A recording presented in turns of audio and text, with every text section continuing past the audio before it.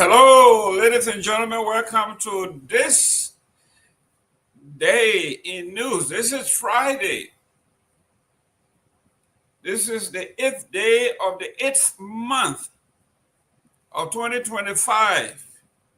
And today is Friday. As you can see, I'm in my casual wear. We say TGIF 10. God, it is Friday.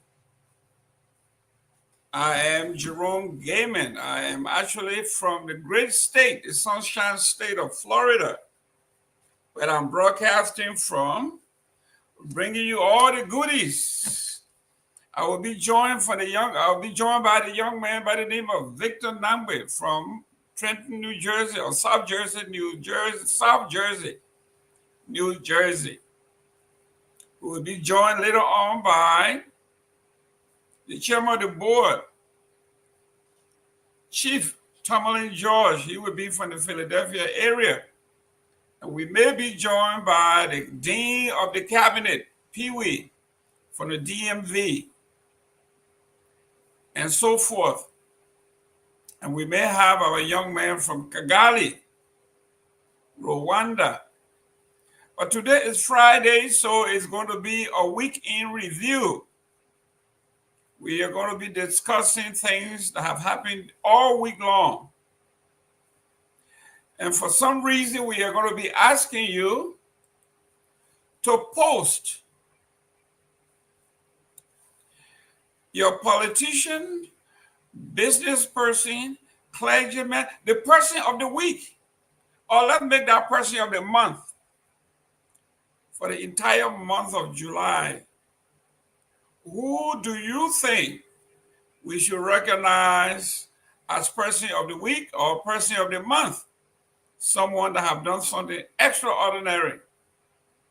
It could also be the government, or it could be the opposition.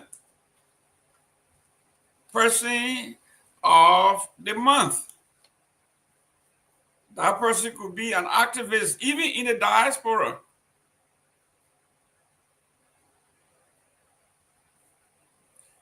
Right after this show, I will be headed to Tallahassee, Florida, to join my twin girls, settle their dormitory issues. The twin girls want to share the same dormitory. And it looks like housing trying to split them up. So I have to go out there and make sure that these girls have been together since they were in their mother's womb. And they want to stay together. So we're going to make sure we resolve that issue right after I leave from here. It's a 5-hour drive, but it's a beautiful drive. If you have ever been to Tallahassee, Florida, it's a beautiful place. Florida State University, one of the largest universities in the country, between 45 and 50,000 students strong. They are called the Seminoles. So we'll be headed that way. But Liberia have had a great week. Lots of news. Lots of news. We are going to be scanning through the different newspapers from what we have here. We are going to be looking at the headlines, beginning with the Liberian investigators, the women voices, the Liberian Daily Observer, the Inquirer,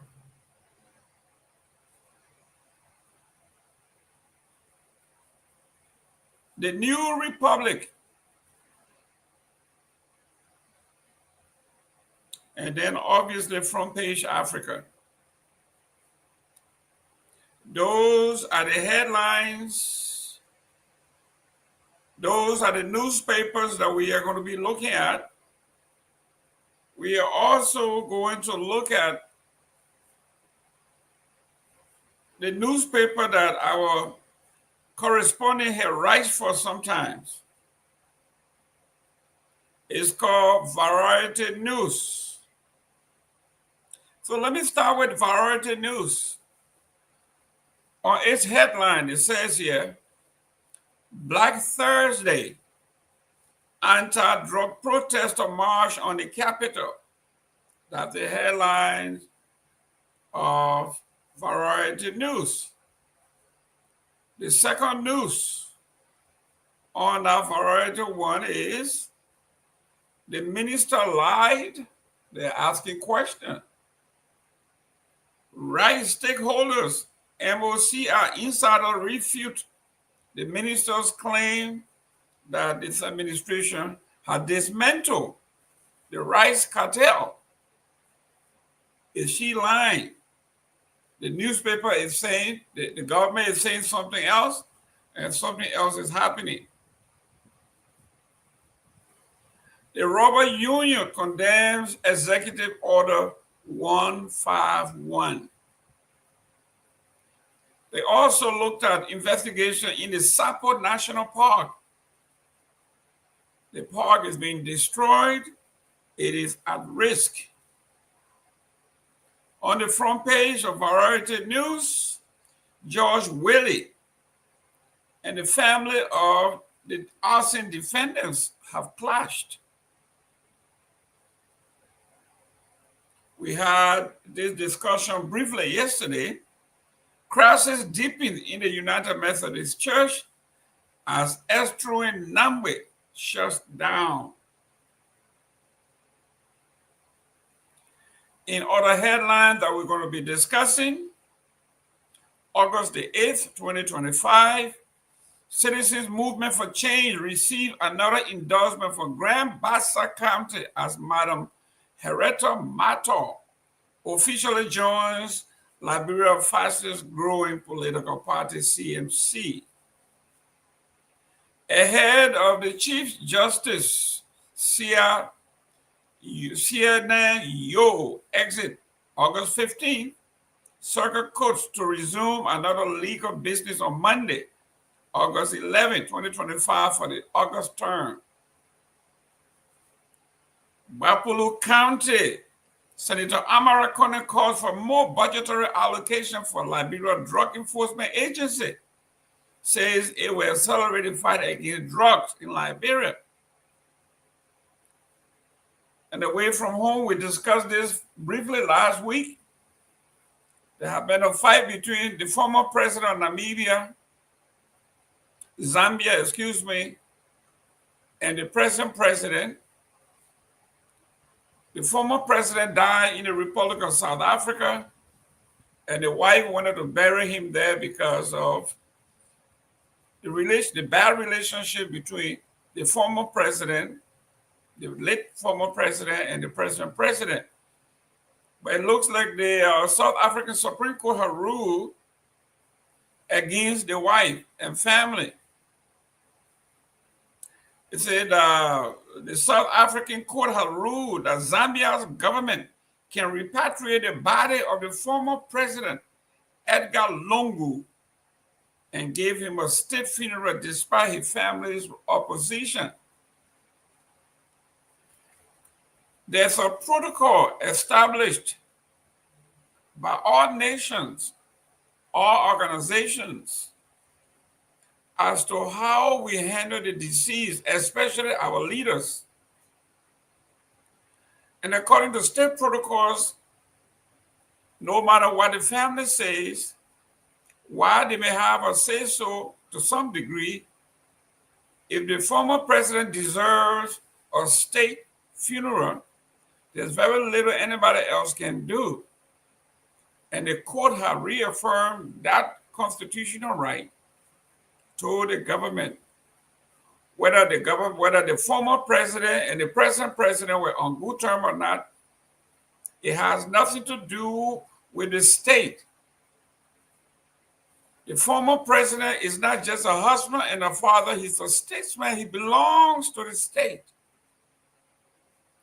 And the rest of the nation deserve the right to mourn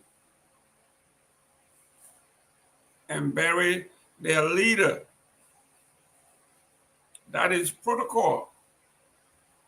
There's nothing the wife can do to stop the state for carrying on her duty. Another story in a Liberian investigator, 30 Liberian journalists trained in NIMBA on anti-corruption reporting. 30 journalists. This is from the Liberian investigator, and the writer there is Henry N. Kolinke. And it reads, August 8th, Ganta, Nimba County, more than 30 journalists from across Liberia, 15 counties have been convened in Ganta, Nimba County for a 2-day anti-corruption awareness workshop organized by the Liberia Anti-Corruption Commission, LACC, with support from the United Nations Development Program and the UN Peacekeeping Funds. The training, which runs from August 7th through the 8th, aims to enhance the capacity of media professionals to investigate and report on corruption while promoting transparency, accountability, and integrity in our public discourse. That's the Liberian investigator. Also, the Liberian investigator, this one by Gibson G. The LTA chairman Massacre denies virus salary claims, says $3,600 generator fuel is false.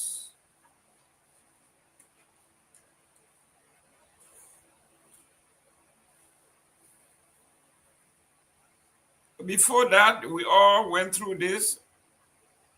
The LTA chair Massacre dismisses viral 10,000 K salary fuel clash allegation. And it says here, and this one is written by Edwin Gongloe Jr., August the 8th. Monrovia, the chairman of the Liberian Telecommunication Authority, LTA, Clarence Massacre, had dismissed as false and misleading widespread claims that commissioners at the institution earn $10,000 monthly and receive a staggering US $3,600 worth of fuel for generators. Appearing on state radio ELBC Thursday, Massacre clarified that the actual net salary of an LTA commissioner stands at approximately $4,800 after taxes and statutory deduction. There is no commissioner at the LTA who makes $10,000, he stated emphatically. That figure being circulated is inaccurate, and we welcome anyone who wants to fact check these numbers to do so. On the issue of generator fuel, Massacre said commissioner received about 200 gallons per month, which he valued between $800 and $900, far less than the $3,600 figure being peddled in the paper. That's Honorable Massacre. Also, from Front Page Africa, Judge approved $500K bond but refuses to release defendants in the capital arson case. Monrovia, controversy has erupted after Judge Roosevelt Z. Willie of Criminal Code Criminal Code A, denied a motion by defense lawyer to release several defendants in the high-profile Capitol building arson case, despite approving a $500,000 joint property bond backed by a deed value over $6 million. In his ruling on Thursday, Judge maintained that bond approval does not automatically guarantee immediate release, insisting a hearing on criminal appearance bond must first be conducted. The families are clashing with a judge. They think he has been compromised and he needs to recuse himself from this case. He has done some things that even the best lawyers in time are saying these are unusual. The judge himself has been the headline of the case from day one. He has put himself in the news. This is Judge Willie, Roosevelt Z. Willie of Criminal Court A. He's being on the front pages of the papers because he has become a news himself. George Roosevelt Willie.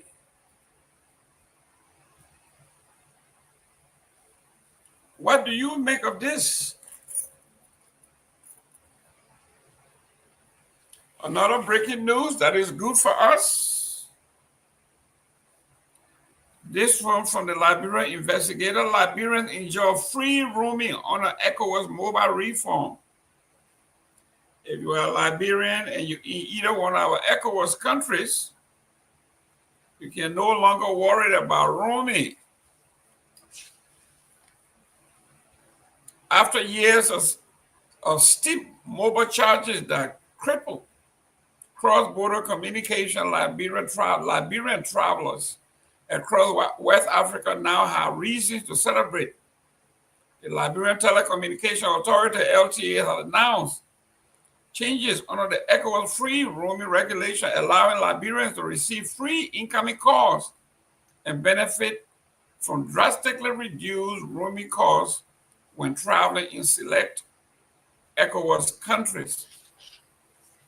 So if you were traveling from Liberia to Guinea, Ghana, Sierra Leone, the Ivory Coast,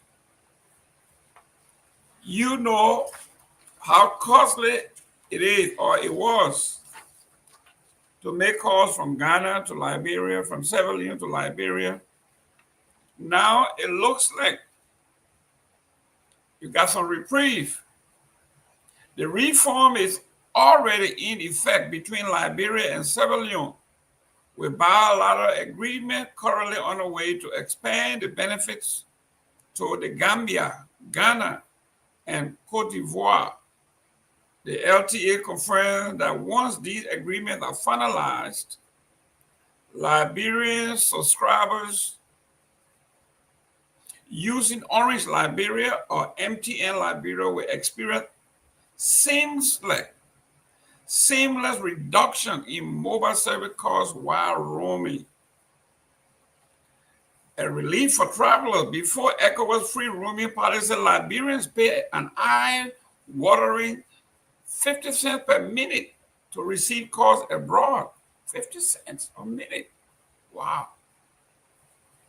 The fee has now been eliminated, at least for the first 30 days of travel, resulting in a 100% saving on incoming calls. Let me welcome Mr. Myean. How you doing there, young man? I'm doing good, Mr. Gayman. How you doing? How's the family? Everybody is doing well. It looks like the telecommunication in your hometown. Okay, now you're getting clearer. You were you were kind of fuzzy there for a while, but it's getting clearer. We have new LTA boys, so they are working on some things. So what you expect? It's all right. It's all right. Give us some headlines. What's happening on the ground? What are the Liberian people saying the day after? Okay, so Mr. Gayman, let's just run through even we'll run through our regular headlines and also some of the newspapers. But today we saw live coverage for Nima County District number 7 representative on Musa Hassan Berete, and also we saw some of the star of the party. They were in Grand Bassa County today, where the Citizen Movement for Change received another endorsement from the Grand Bassa County. Some citizens from Grand Bassa County endorsed the Citizen Movement for Change, where we saw Madam Hereta. She's the cheerleader for Grand Bassa, Gibi, I think Bomb or Bombing. She controls three counties within the CMC. She's the cheerleader for them, the women cheer. And today we also saw from the court ahead of Chief Justice Yanin Young Exit on August 15. We saw that some issues are happening from the court there, where we are going to discuss about. I send you the headlines from there, and we also hear from Bapulu County Senator Amara Kone in call for more budgetary allotment for the Liberia Drugs Enforcement Agency. He says that if they want to fight drugs within Liberia, they need to add money to our Liberia Drugs Enforcement Agency. Welcome, Sidiki. Yeah, Thank so you, instead, man. Thank you. okay, he said that they need to add money to the LDA so that they can be able to work on putting stop to drugs within our country because it affects our young people, our young generation, our future leader. So as a result of that, everyone should come together to fight against this issue about drugs within Mama Liberia because our young generation they are suffering seriously from this issue about drugs. So I think it is necessary that we all come together and fight against drugs. So Siriki, welcome. Yeah, thank you, my. Thanks for the recognition and thanks for the report regarding what is happening in Liberia. And good evening, Mr. Gayman. I hope you're doing good. Good evening. I'm doing very well. I'm doing very well. Thank you very much. Okay, good to hear. Yeah, today I saw a meeting with the protester yesterday from the Say No to Just with President Boaka. I think they had a meeting today with him and they presented a petition to the president himself. So it's a good start. Now let's see what's going to happen. But Liberians have come out on so many occasions to do protests. This is not the first. I think under President Boaka, President Weah, the last administration, they did some protests, which led to the government back then declaring jobs as national emergency. So I don't think protestation is a solution. The government of Liberia, because mind you, Mr. Gimen, some of the people who are in attendance, they are they are part of the importation of jobs. You know, some of the same people who are in the street yesterday saying say no to jobs. These are the same people that when you go and do your own investigation, they are part of it. And in fact, the former uh, deputy director at LDA, Fadiga, posted that they saw people who are just leaders on the grounds of that protestation yesterday. So people pretend, and that's Liberia, but the government needs to take action and put in measure where they can disgrace, kill people who are involved with, bringing jobs into our country, invest a lot of money into the DA. You can have thousands of people volunteering, Mr. Gayman, and you seeing people going on the field to arrest drug dealer. You are volunteer, you're not even taking money, or you're taking $50. You go arrest somebody, the person offer to give you 5K USD or 50K USD. And you are volunteer. Can you leave that person money because of being a volunteer? It happens, but in Liberia, is unlikely to. It's on a very low percentage. But this is what the government need to focus on. Invest a lot of money into it. Pay people, pay them well, and invest into rehabilitation center to rehabilitate those that are already victimized and jail people who are bringing those substance into our country that is actually affecting the young generation. But today they had a great meeting. I saw it, which Mariah Yakula attended the meeting, and some of the UP people attacking her while she might be in a meeting because she like criticize the government, and this is how they think. Once you criticize the government, you should not meet the president. Then that means you fake because that's some of the adjective some of them are using on her part. she is who she is. That classification or the way they describe her does not, change the fact that she's quite awesome in the country. But yes, that's just my take on the Jaws thing. Thank you. Thank you. Myean, continue the headlines. Yes. Okay. So let me try to go to the papers here. And also, like Sidiki just said, today the president met with some of the planner of the just ended protest against Jaws. And today we also saw the former or the suspended acting uh, LTA boss who had a press conference today, and I was part of that press conference. I attended that press conference, and within the press conference, he made a statement that the case was sent to the court, and based on the ACC report that he was accused of some corruption or some act of corruption.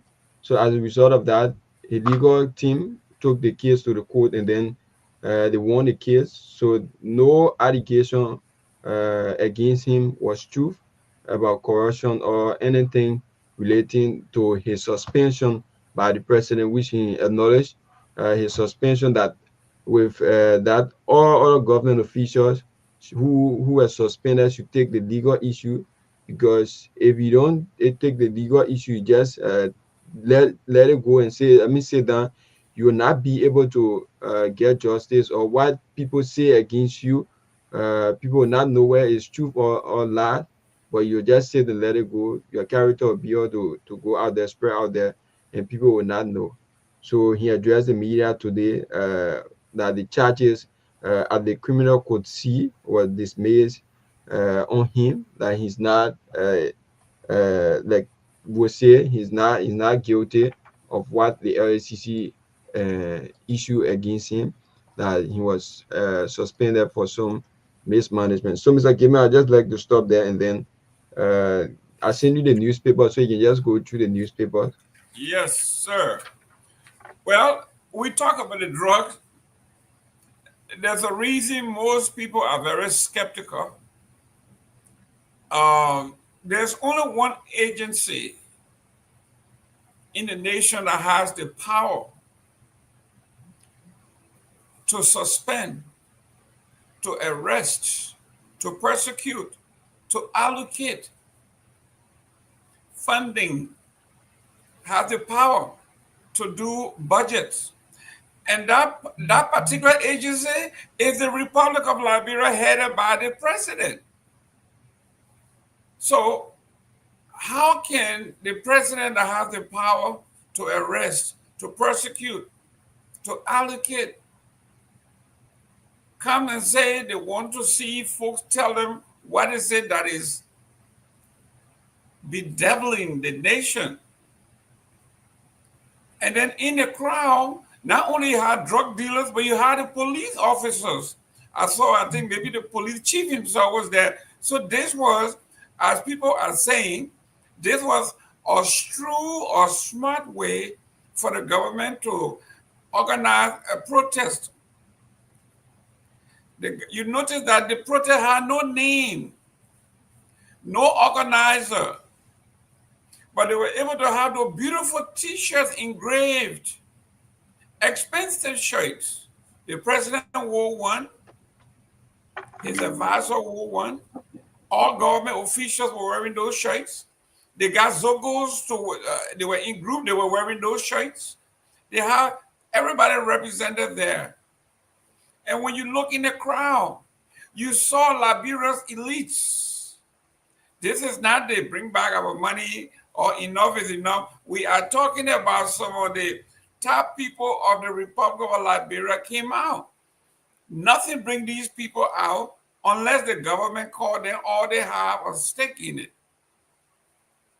They were out. Not only were they out, the government sponsored the protest, wrote the petition, and received the petition.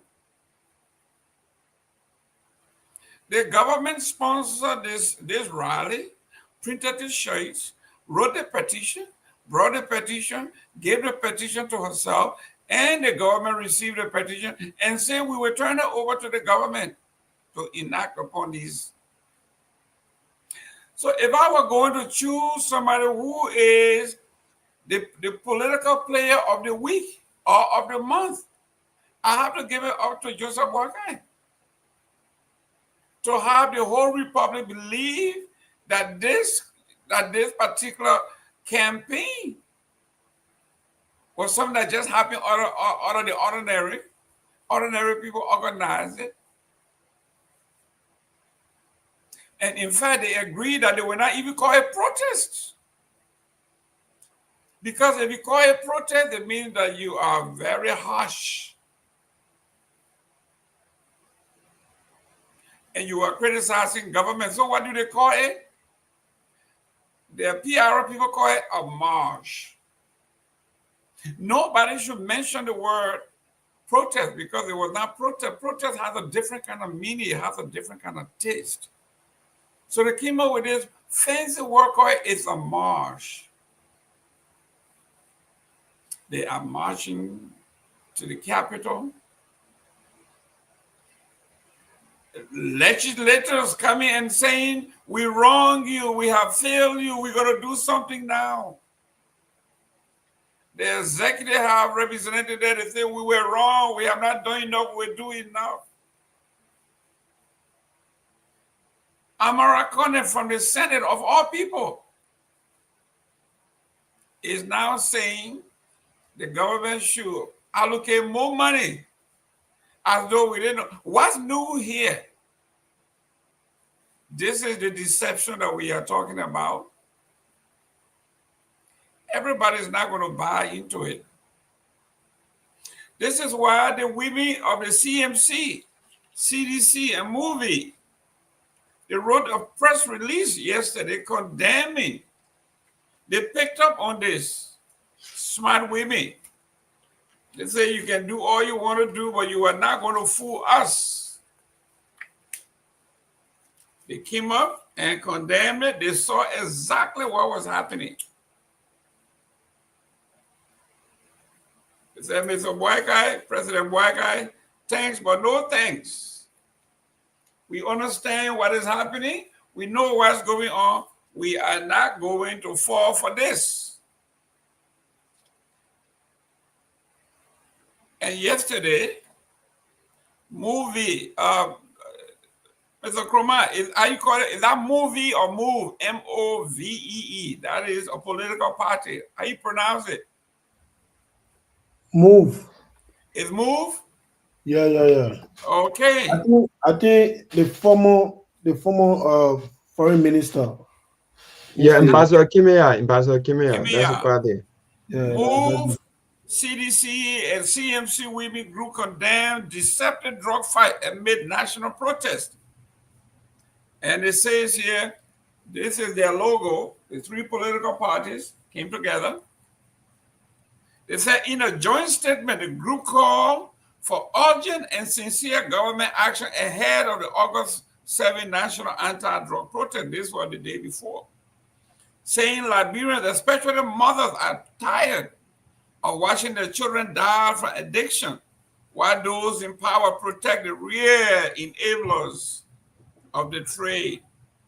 In a rare show of bipartisan and solidarity, the national women leads of the three political parties, the Movement for Economic Empowerment MOVE, and the Congress for Democratic Change CDC, and the Citizen Movement for Change have launched a scathing critique of President Boakai's administration, accusing it of staging a deceptive and selective fight against the country's deepening drug crisis. In a joint statement, the group called for urgent and sincere government action ahead of the protest or the march, saying Liberians, especially the mothers, are tired of watching their children die. We are raising our voices against the mockery of Joseph Boakai's promises to rescue Liberia's youth from the scourge of addiction. The group said in a joint statement, His government, rife with deception, has continued to fail our children, while political actors engage in a dangerous charade. The Women's League expressed alarm over recent reports linking individuals with close ties to the president to drug-related crimes. They singled out the alleged arrest and subsequent secret release of Dominique Molu, reportedly caught with narcotics value over $295,000 US. Molu is said to have been an associate of the president's son, Tantan Wakai. So, Seleke, we are talking about being blunt, speaking truth to power. This is what the three political parties, the women are saying. They are mothers. They are teachers. Their children are dying. Their students are dying. And they find what this government is doing. It's a charade. Yeah, I think in some cases they are right because there were no publicity about this protest, as you mentioned in your explanation. But surprisingly, we saw a lot of vehicles, especially these long trucks that we saw the protester who read the petition standing on, and it cost money to get that truck there. And the numbers of people that came out. But again, Mr. Gayman, in past history, when it comes to just protests, Liberians have always shown up, and that is exactly why I mentioned earlier on that protest is not enough. Liberians are clear about this. Even if you come out tomorrow, you say, you know what, every Liberian should get away with ghettos in your communities. They will do that. They will implement that. That is a clear cut. But the will from the government of Liberia to kind of put an end to this thing. That is the problem. You've been in power for almost 2 years.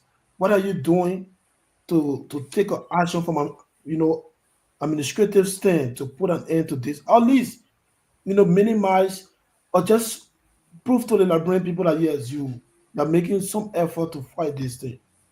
Liberians are not saying it. And at the end of the day, Mr. Gayman, today they had a meeting with the president. Going forward, it will be the same story. No action. And so the people who released that press conference is the women group for MOVE, CMC, CDC. They are right. And there have been allegations too that the son of the president, gets close proximity with drug dealers. I don't know if it's true or not. I don't know him, and I don't want to say it's true, and I don't also want to say it's lying. But in Liberia, whenever you see smoke, there is fire. Whenever you see people talking about something, don't just disregard it and don't also believe it 100%. Sometimes it can be lies. Sometimes there's some level of truth in what they say.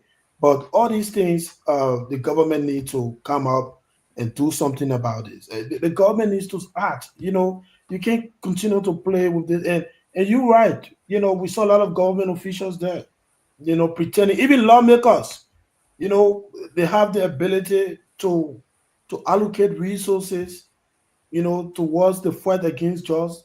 They don't do it. But all I know, they say the fighting drugs, they endorse the protest. And not just yesterday protest, that's how they've been doing it. But again,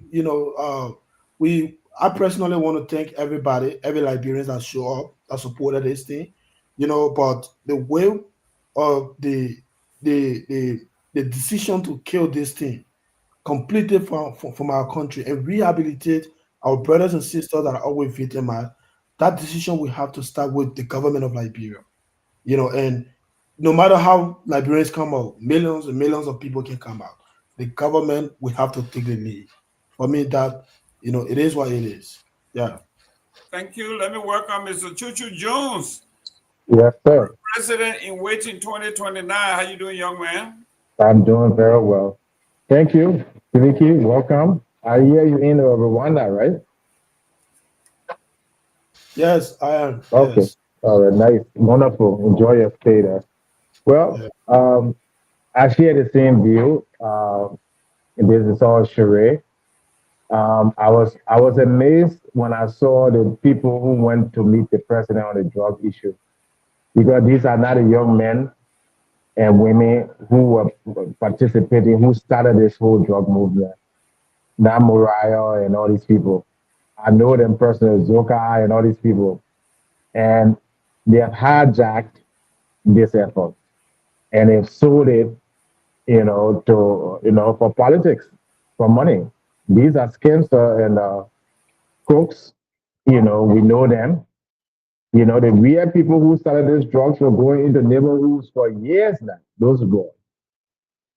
And all of a sudden, they have changed and they're meeting the president. So, Seleke, I totally agree with you. That's the problem with our people. Even our young people are very corrupt.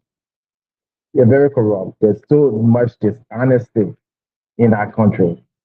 How can one group of people, starting up a movement, organize it, take their time, actually reach out to those affected? For for almost 2-3 years now, that petition that you saw for the bill, that's not new. That's not new. And all of a sudden, you just see a strange group of people just come and hijack it and meeting with the president. So that's the problem in Liberia, and this whole drug thing starts with the president and ends with the president, in my view.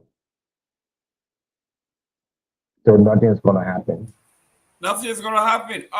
Mr. Jones, last night we took a couple of calls on the drug, and it was eye-opening what we were hearing. Ladies and gentlemen, do us a favor, share this show. Tell a friend to come on. We are reading your comments. We will call the names out. Whatever you have to say, whatever you want to say, put it in the comment section. Also, don't forget to nominate your politician or person of the week. Somebody that have done something extraordinary, or somebody that have done something so stupid, so idiotic that person is supposed to stand out as the person of the week. At the end of the show, we'll be announcing person of the week. So guys on the show, please think about who, what agency, what individual, what activist, you name it, somebody will be the person of the week. Everybody has something or observed something or observed someone that deserves to be the person of the week. So let's do that. But we took a couple of calls yesterday. About 45 minutes we were here taking calls. And some of the calls, let me go through some of the list. Some of the callers said the president himself is a culprit. Then we also learned that law enforcers and government officials with diplomatic passport and executive plane were using their cars at transport point to bring in drugs because they say they claim executive privilege. Their cars cannot be searched. They are coming with pickup truck full of stuff. Nobody knows what it is. We also learned that we have 176 border crossings in Liberia, and only 46 is manned. So we have 136 crossings in the Republic that has no security, no manpower. We also heard that the DEA dealers themselves are being managed. The drug dealers themselves, in some instances, are being managed by the DEA agents. And they call themselves, when other people go arrest other people, they will tell them, don't touch this drug dealer because he is my client. So the DEA officers got certain dealers, they got certain regions, they control people in that area, and they call those drug dealers their client, and those clients are untouchable. We also heard that the DEA and the police will arrest drug dealers, and they find a lot of money. They will frisk, confiscate the money, and let them go. Someone said the entire DEA needs to be reshuffled. Everybody needs to be fired, and people need to be vetted and rehired. Some folks are saying most of the DEA agents are volunteers. They are volunteers. They don't get paid. So they basically go out there to pay themselves. How a serious government will have people in its employ and don't pay them and expect that these people will be diligent, dedicated, honest. How do they pay their way to go to work? How do they pay their families? How do they keep themselves? Chuchu, you are a presidential aspirant. You know exactly what we are talking about. How do you have people working in your employer and they're not on payroll and you expect them in critical positions like the DEA? You can, and that's why I would say this whole government is a failure. I mean, it's almost comical to see a government that has not solved one problem in almost 2 years. What have they solved? The drug problem, the food problem, the inflation problem, the corruption problem. So they're completely incapable. And you're absolutely right.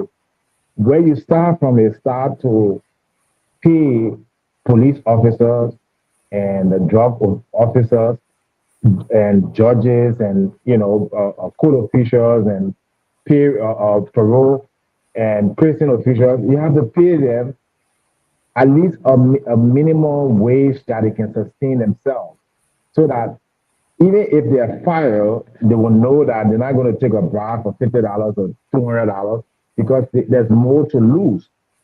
That's why police officers are paid, very well in most cities or almost all around the world. And you can't pay a representative $15,000 a month or a minister $7,000, $6,000 or $4,000 a month, and then you turn around and you pay a police officer $200 a month. You can't have a president have a $10 million budget, okay?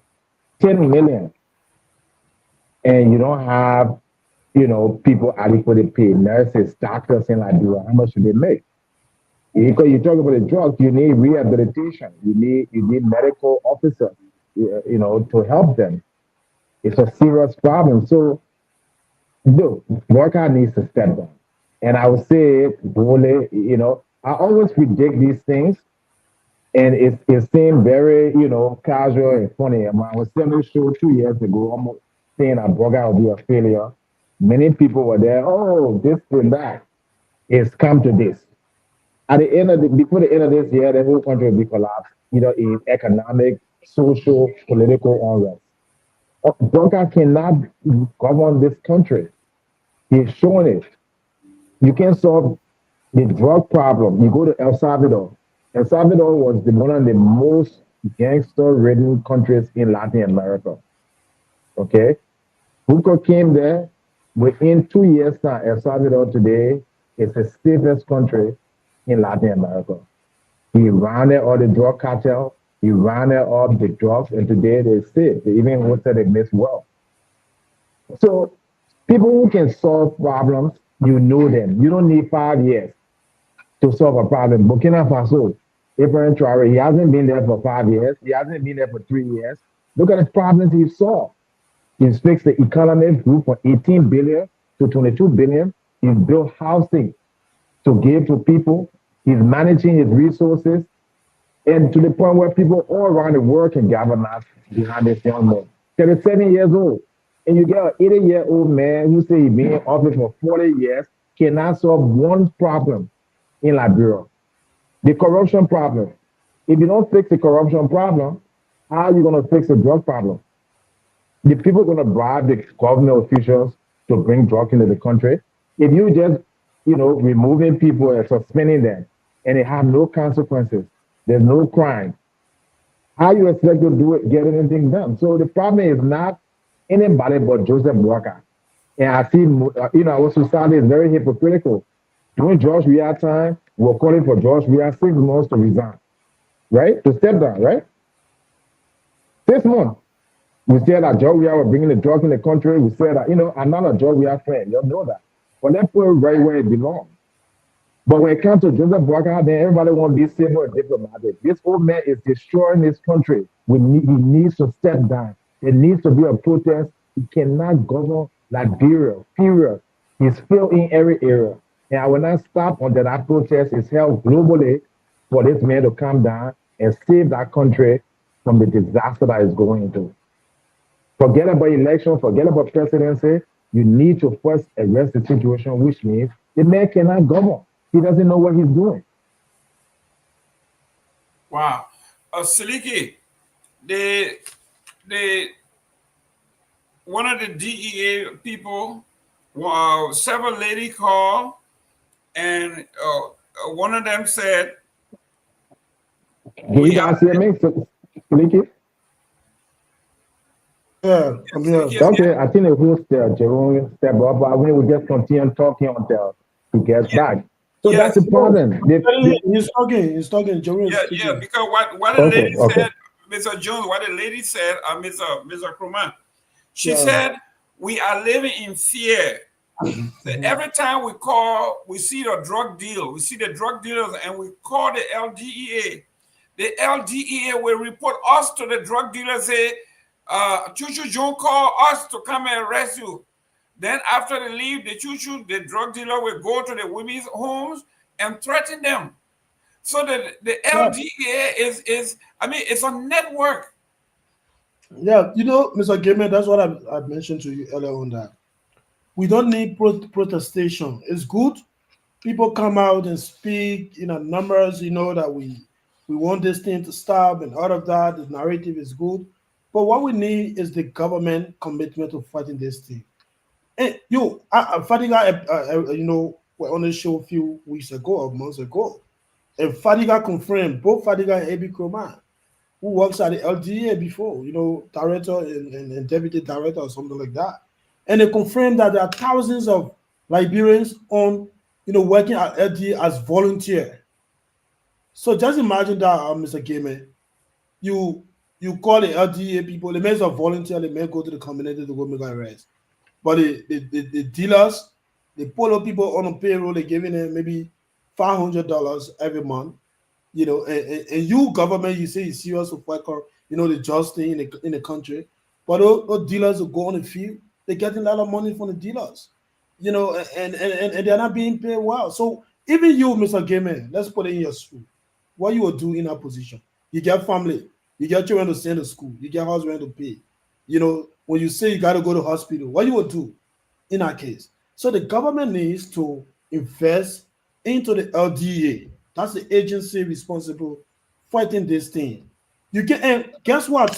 The few that are taking pay is very small. For example, $90, $100. And the worst of it is that at the end of the month, they don't get their money on time. Some of them, they owe them 6 months. They can't pay them 6 months, 5 months. You pay them small, but you can't pay it on time. But lawmakers carrying thousands of dollars at the end of the month, 45K vehicles every 2 years or 3 years. The president is driving $500,000 car. This is an old man that couldn't even buy transformer for a resident, according to Henry Costa. That he did a fundraiser on his show and raised money to buy Joe Barker transformer in his rehab resident. But today he's driving $500,000 car. And you speak about it, some of them don't even own a bicycle. They bag that kind of nonsense. And say, oh, they made a president. They made supposed to be in that kind of car. But for some of them, they don't even have a bicycle. But they feel okay that somebody is worth driving a $500,000 car on their expense. So this is the country we have, Mr. Gayman. And it's very, very unfortunate that we continue to see the same way of thinking from our fellow Liberians. I hope going forward, like Ellis we're narrating, George, we are the amount of time we are giving this administration. George, we have to be fair. We didn't give George that kind of time.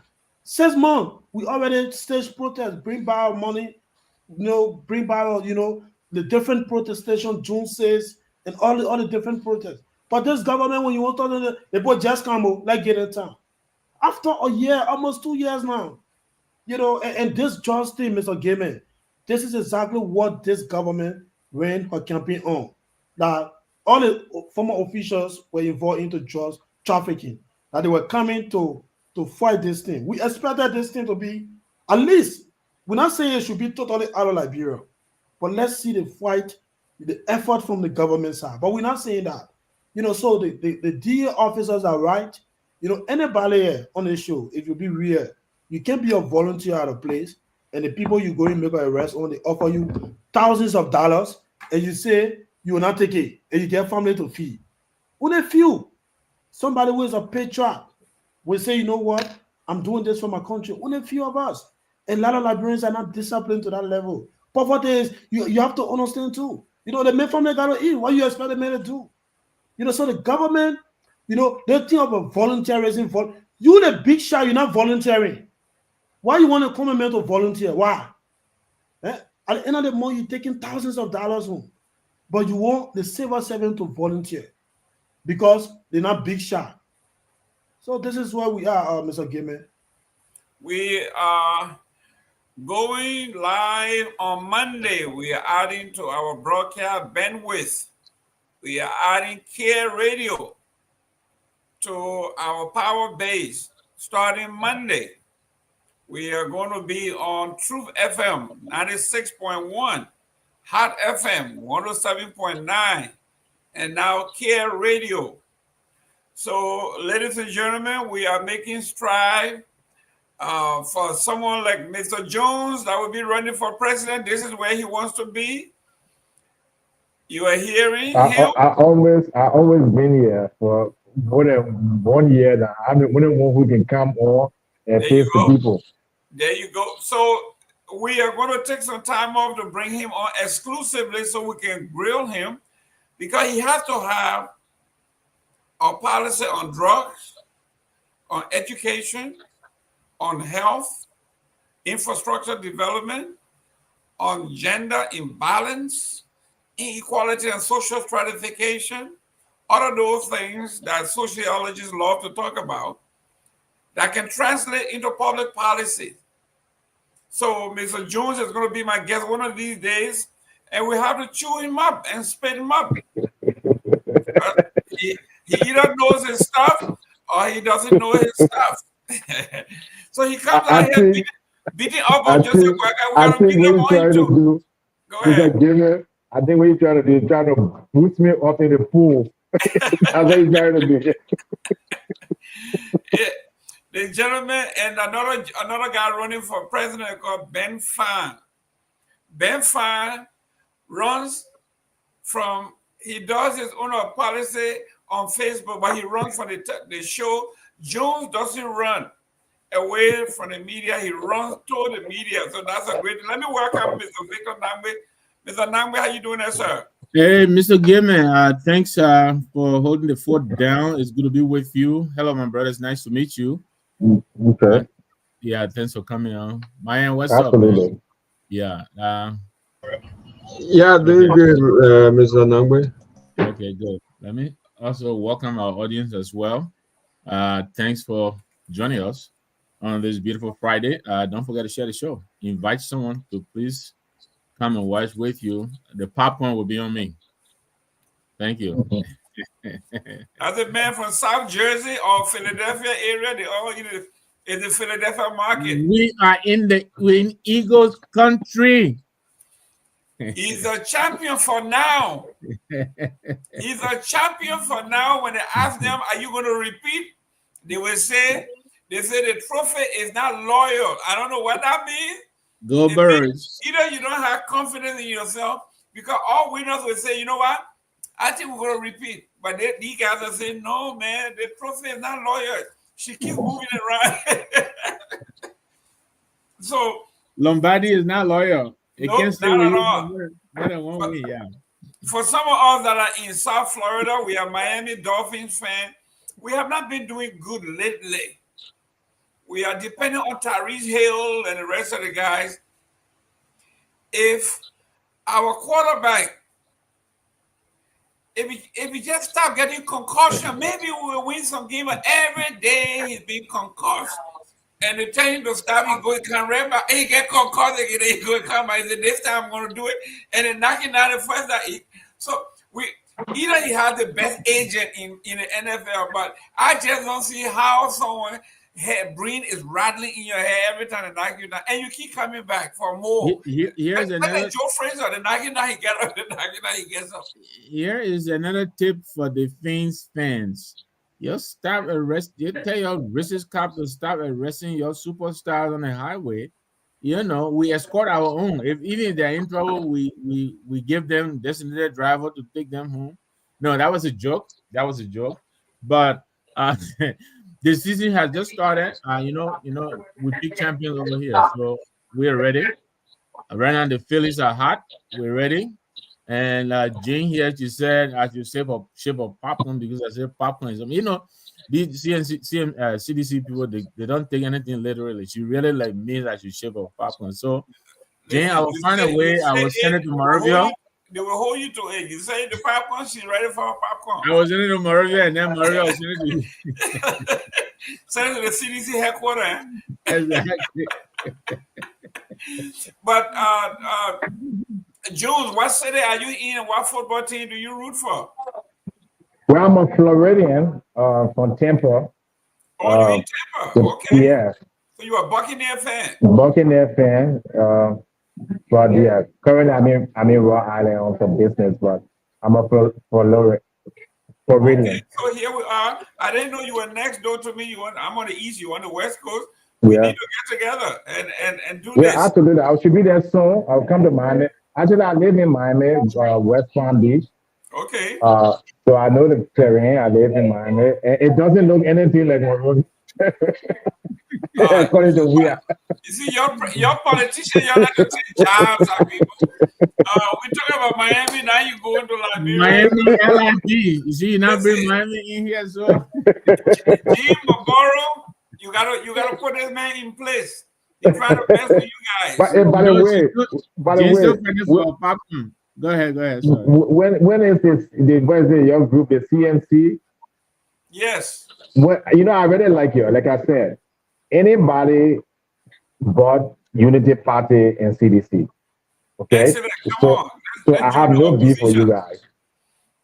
Well, I have no beef for you because I know at the end of the day, that you guys want to endorse me. I'm sure of that. Okay, so I wish you had the best. This guy is too smart, Jerome. He's too smart. But listen, thank you very much for whatever it was. We're all partners. We are in the same boat in the opposition community. But thank you for the kind words. I like you guys. I wasn't going to go there, but now that Mr. Seaton is coming, I'm going to rub it in.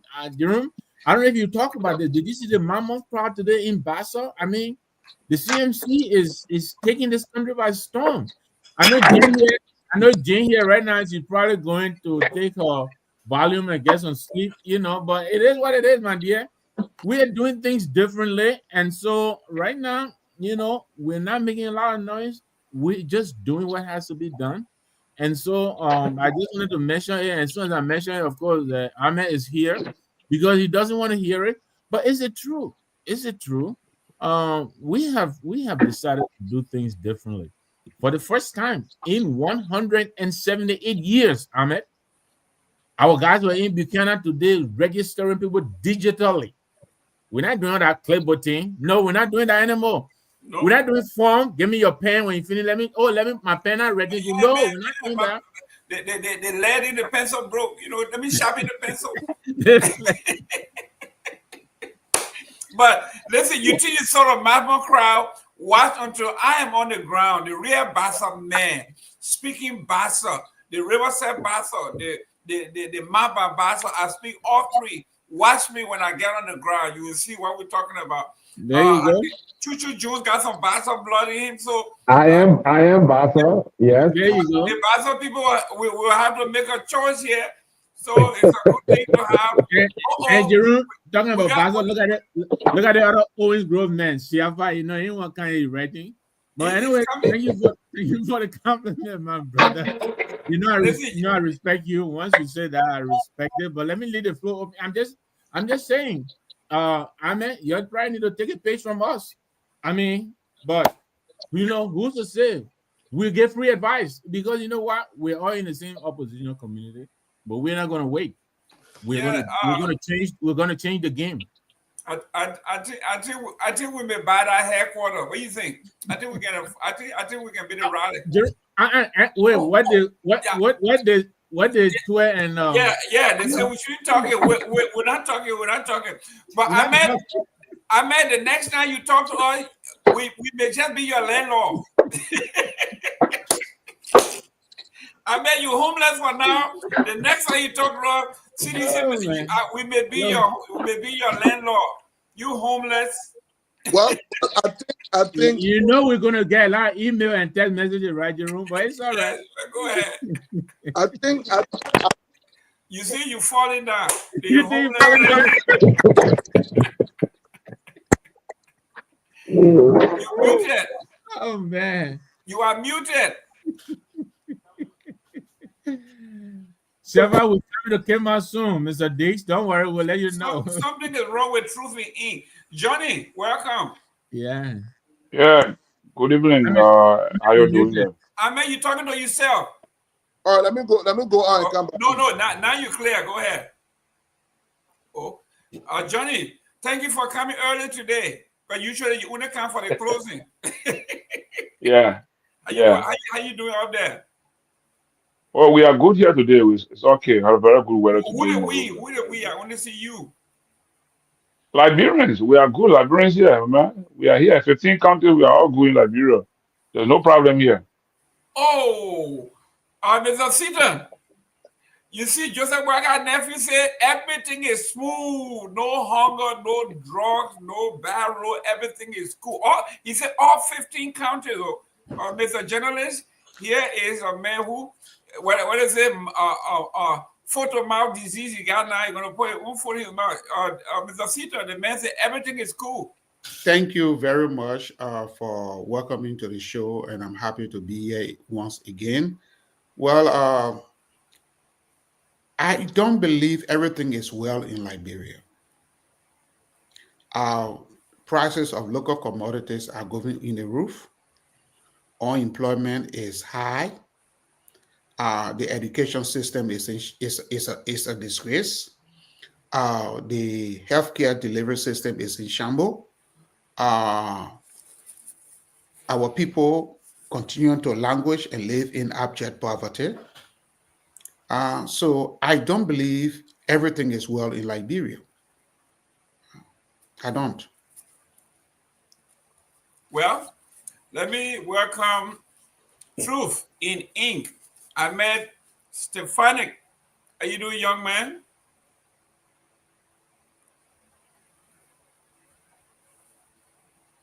You are muted. Can you hear me? Yeah, we can hear you now. You're good. Look, I think a progress of momentum within the opposition community is for Joseph Boakai and the Unity Party to be concerned, not the CDC. The CDC is but another opposition party, of course, with the ambition.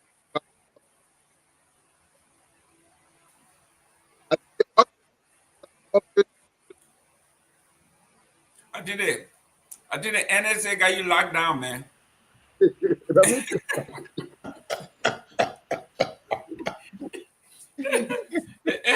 NSA make sure you don't talk.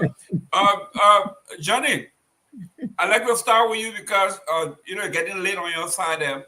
We saw something great happening in Grand Bassa today. The CMC chairman, Mr. Musa Bility, and his crew were in Grand Bassa. And those of us who are Christian, we say the scripture said, what one sees with your eyes and touch with your hands and feel with your body, it has a magnetic impact. The people are seeing something new. They are seeing people with digital pads, iPads, registered on the spot. 2 minutes, your membership due. Your membership form is complete, and in 2 days you get your ID card.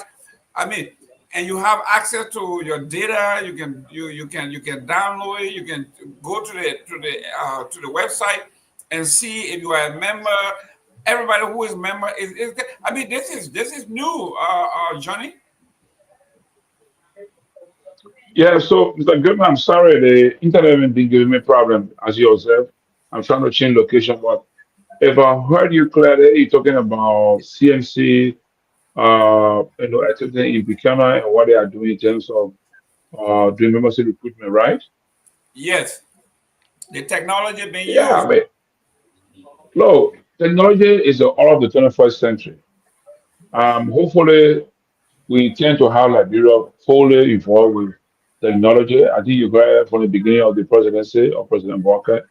You're going to have that. I need 10,000 you getting education or getting normal IT or whatever. So that is the vision for the country. So once all of us Liberians in the various sector of our activities, we are all getting involved with technology. It's good for the country. Right now we're here, we can communicate with each other through technology. So I'm hoping that other political institutions, even the educational institutions, will get involved with technology. Even the government as a whole, government ministries and agency. I mean, I remember a few years back, we tried to bring technology at the court level where the Supreme Court judges or the circuit judges will have full data on all the cases that in their domain, where they can follow up so we can reduce the trial detainees in a situation where a judge should not forget about who he has waiting in prison to be tried or whatever. So I mean I support technology in a sense of development and moving the country forward. Excellent. Mr. Sidon, But in 100, can you hear me, please? I just want to make sure. yes, we can hear you. Okay, Mr. Sidon, something new happened in Basel today, where tons of folks were registering digitally on a pad in 2 minutes. Your registration form and everything, your data is stored. You can go to the website, check who's member, your membership ID, when you register, whether you are a registered member. Everything is, instantaneously done. This is the first time we have seen these things. This is the change the folks have been talking about. Well, thank you very much. Hey, But Johnson, we're not talking about go to the phone booth, take a picture, you come out.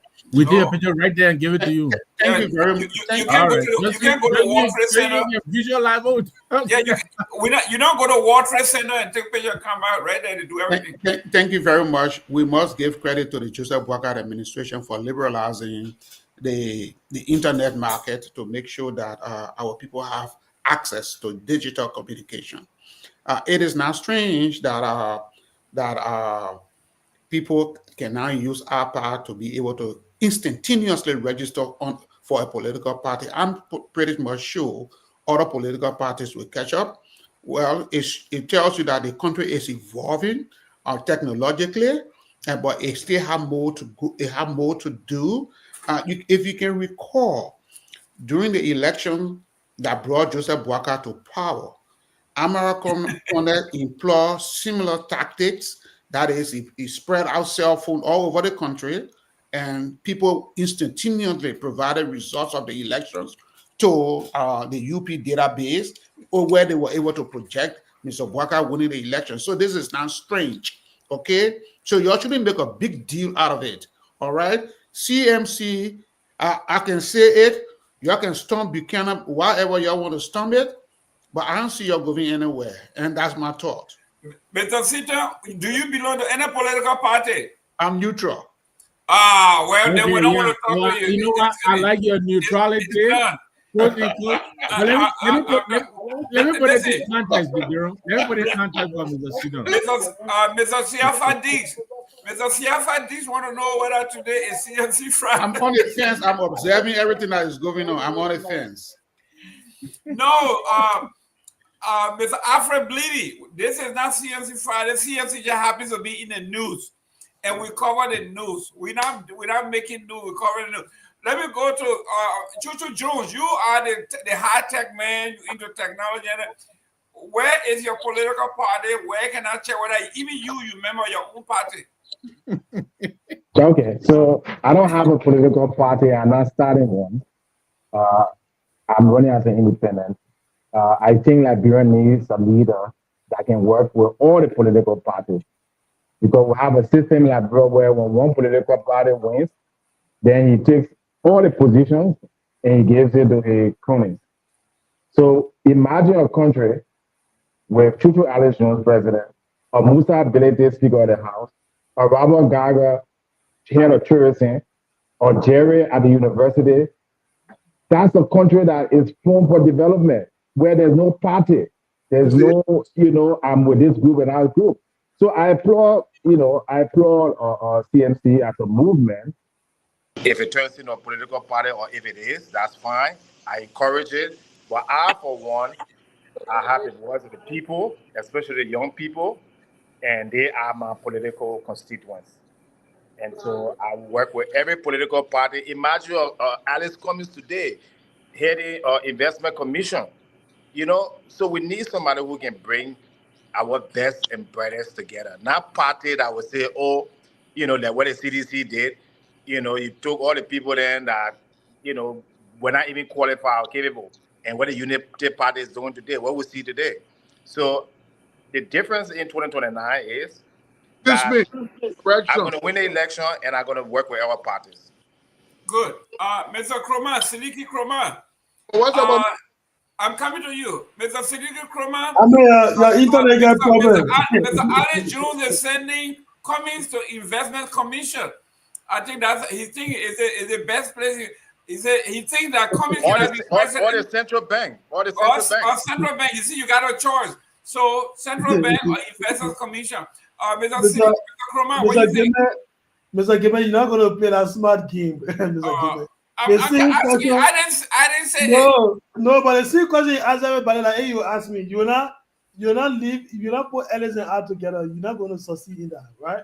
You ask everybody to give an input on CMC website, Benny, where people go on the tweet to register. Like, that's a question on the show tonight. So let's stick to that. That means Cummings will not decline.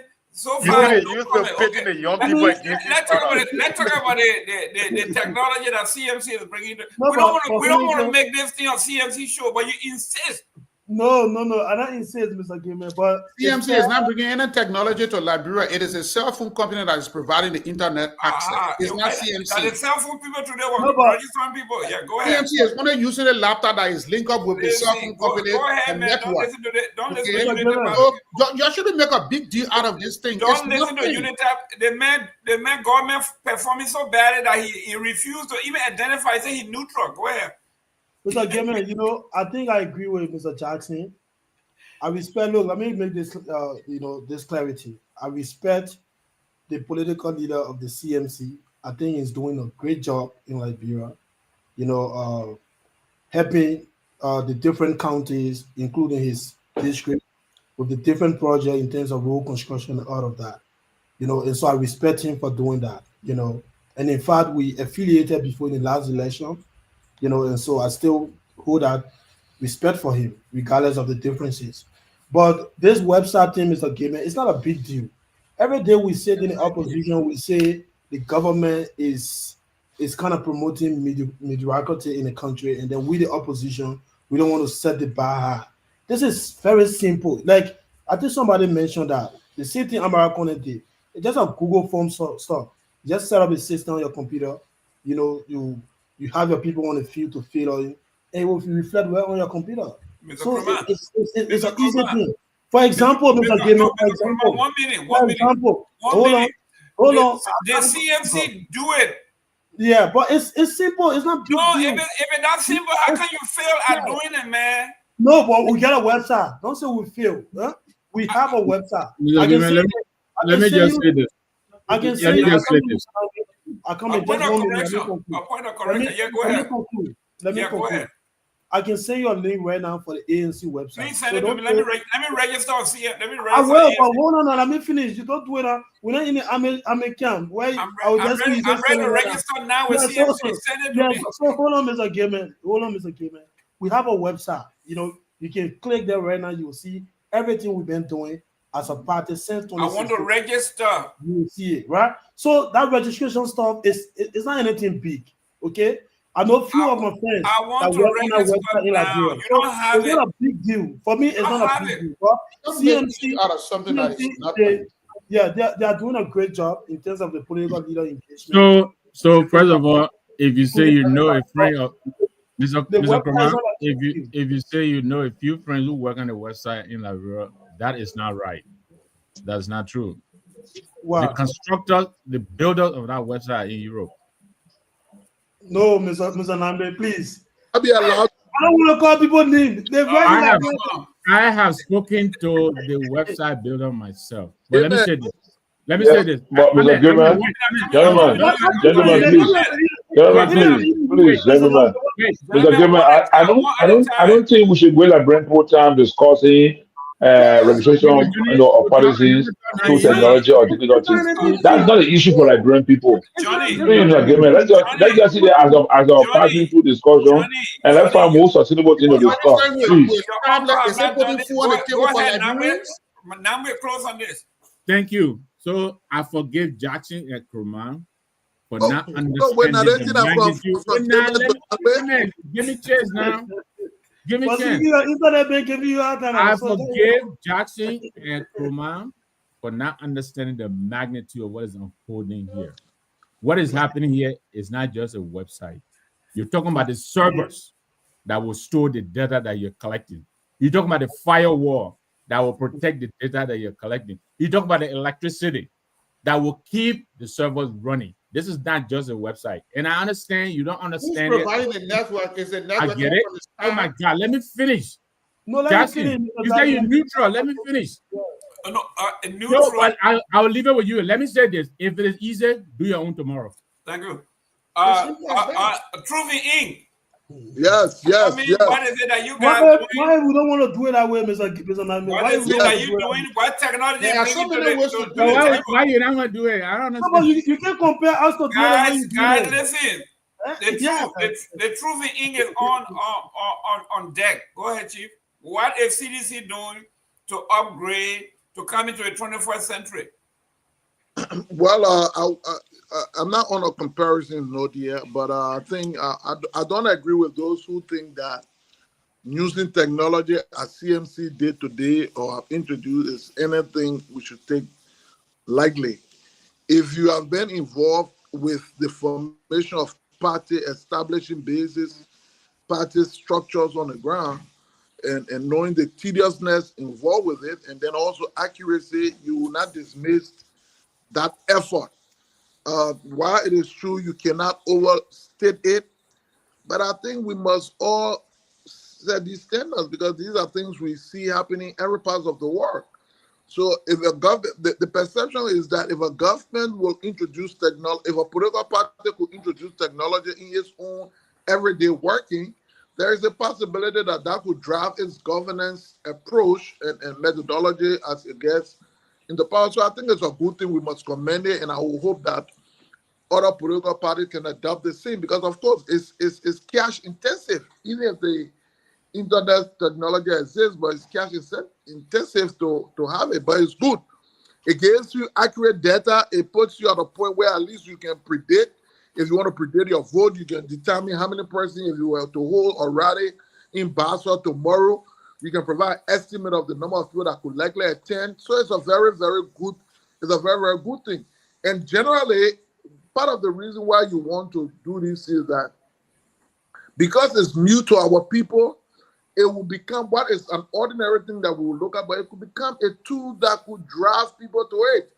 You know, ID cards, membership commitment makes people to get committed to a member. So I think that's a good thing. But overall, all I can say, the momentum for CMC, the momentum going forward, is not one for CDC to get worried about because CMC does not want CDC position.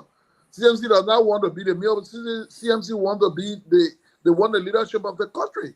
So it is for Bweka to be concerned about. So I wouldn't waste time trying to downgrade the effort or try to say it's not big. They can celebrate as much as they want. The only thing I would say to them, because I've been in the business for over 20 years now, except maybe Mr. Nagbe, nobody yet have had actual physical on-hand political experience of liberal grassroots party building compared to me in this regard. And so I would say to you guys, you want to be careful also how you play with this kind of information. You don't want to appear like you're bragging it so much because, listen, you don't want it to be too alien from the people. For example, and I'm not doing it in any way to denigrate, but part of the reason why ANC was a little bit not accepted generally by the ground people because they came with mentality of this nature. So I think it's good to be humble in your achievement so that let the praises come from the people that have been affected and not this one. I know you guys just saying it because we own the show, but in short, I think it's a great achievement. I call party to do it. Now, with regard to CDC, ask a specific question. Many of the CDC grew up through technology. Of course, website is down. Of course, is something we started long since. We have more than 2-3 different websites. So obviously, the registration by so it's not that, but CDC was involved in digital ID card. I don't know whether that's the same thing you're talking about, but we're involved in digital ID card around the country. We photo ID almost all of our members. That is why sometimes I can tell you, for example, I can tell you in Monserrado County, a one telephone call can bring 25,000 persons as CDC officials of the county together because they went through the process. So this digital technology have been there. Perhaps what you're talking about, I don't know the specifics, but it might be an other one. It's a good thing. Let us all encourage all of these processes, particularly so in the opposition community. For me, I celebrate any great move because look, the move the opposition make is not one that says tomorrow morning we're going to win the next election, but a one that says to Mr. Boyka, you don't have a blank check. If you don't do those things that you promised to do, there are alternatives that Liberia people can look up to. So I think that's why the opposition community is very good. They must be strong. In fact, the orator said it that we must have a very vibrant and strong opposition. That's the only way perhaps our democracy can be strong. So we welcome and applaud the move by the CMC today. I was impressed with the turnout in Grand Bazaar today. I saw it. That's strange, and that's a good thing. It is my understanding that I know Zaza may likely be Musa Belite's running mate. I don't know how true that is, but that's a speculation going around. I hope you guys could throw light on that. But so far, I think that's on that. Who? I think he's the president of the Basel Community College. One Zeze or Zaza. He's a very permanent Basolian. J Zaza or something like that. But the president of the Basel Community College, something like that. We don't have a community college. What you got there? The Basel University. Okay, 3 years now. Okay, so who's the president of that university? If you know, I think Reverend Dr. Samuel Reeves. Oh, Samuel Reeves? Yes. Okay, but that one. But on that question, maybe the former president. Yeah, I guess. I'm hearing something like that. I'm not too sure. You guys too. Okay. We were checking it. Mr. Johnny, we got something here that gave me a flashback to the Ellen days. Ellen decided that she was no longer going to persecute anybody because everybody she took to court, they won the case. She said the judicial system was very weak. That everybody she persecuted won the case against the government. The government lost over 200 cases and won only about three. So she decided that she thought it made sense to public shame them, then to go through the court system, let it hang over their heads, then to go through the court system. Reminds me of today, the LTA, the gentleman was acquitted in a court of law, and he's now bragging that anybody who has been accused by this government or anybody should go to court and exonerate themselves. Are we headed back to that where every thief that knows where this thing going to end will say, take me to court? Yeah, Mr. Gilman, criminal trials are state trials, the state that try people, right? So if the state does not have the sufficient evidence to prosecute a criminal case, the state should not get involved with that trial. But it also depends on the state's own policy on criminal justice system in the country. You understand? If you are intent to accuse people for corruption or criminal offense is political, then that's another issue. If your intent also is to do genuine judicial engagement, genuine justice, genuine trial, criminal trial, then it is your burden to make sure that all of the necessary evidence are generated, are preserved, are protected. They are watertight that can go to court and prosecute a person and the person is found guilty. And then you said that deterrence. If we don't have evidence, then don't try. I remember during the days of TC Boo as Solicitor General, and even coming up to Kehleboe Gongloe in Eddie's first time when he was SG, he always indicated that there is no need to try a case that you don't have evidence for. Not because you are still, you won't make big news and say, oh, Mr. X is accused of corruption, so we're trying the person. If you don't have evidence, don't try the person. And that's very important in the criminal justice system. So I think those 200 cases that the regime of administrative law was not because of any basically corruption in the judicial system, but basically they may not have the relevant and sufficient evidence in the court because in the criminal case, the defense lawyer is looking for your witness. We're looking for your situation where you are bringing evidence that do not collaborate with each other. So in that case, and the criminal system says that any simple doubt the case go in favor of the defendant. Because the theory of that is that in the criminal case, the entire nation, the entire state is against one person. So being the entire state against one person, that gives you all the resources, all the opportunities, everything to ensure that that person is found guilty based on the merits and demerits of the case. And that person, and that still will be a matter of deterrence. When we don't have evidence, do not prosecute. So in this case, with the current regime of President Bouakai, all of those that they have evidence on in terms of LACC investigation or GAC, if you don't have the team of lawyers, I must be genuine about what they want to do. They must review those evidence, review the information, and tell the Minister of Justice that these cases do not have enough evidence to be prosecuted, so we cannot prosecute them. But if you want to say because of political reason, we send the court, and you guys have strong lawyers who understand the system, they will always be acquitted due to the government's inability to provide the sufficient evidence to prosecute people in case. So that's it. I can say based on my simple understanding of what may happen in this country. Mr. Seaton, I think you may have heard this if you were not in Liberia. When former President Ellen Johnson said he tried to take Edwin Snow to court, Edwin Snow told her, take me to court, I will win. Take me to the Supreme Court, I'm going to win. Again, when Honorable Vining Sherman was accused of corruption, he told the folks, he said, taking me to the Supreme Court is like taking fish to the water. Fish is not afraid of water. Nothing can happen to me. When he made that comment, Global Witness got into the case and made sure that he got persecuted, even if not in Liberia, but he was sanctioned because there is no trust in the Liberian judicial system where criminals can say, I'm not afraid of the court, take me to court. So Ellen decided maybe taking these guys to court and vindicating themselves, then they'll come out and become emboldened. So why don't I just leave this thing hanging over their head as indicted or accused?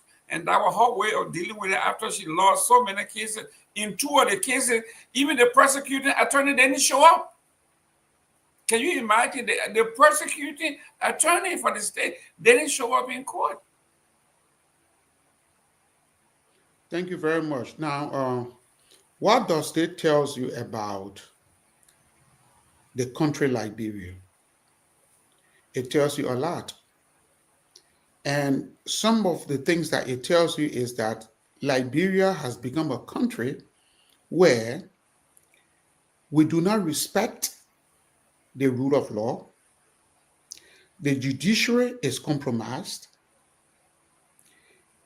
Liberia is a country in which when you are accused of corruption, you go to court, you get acquitted. As a matter of fact, they hail you in Liberia when you are a crook. I repeat, you are hailed in Liberia when you are a crook. Honest people in Liberia, people don't regard them. So because of that, it has become part of our culture. It has been ingrained in our culture. People steal government money, they take them to court, they are acquitted. Why? Because the judiciary is compromised. People bribe jurors, they bribe judges, and people use political influence to win cases.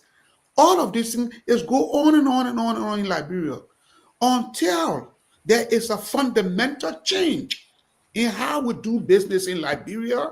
That culture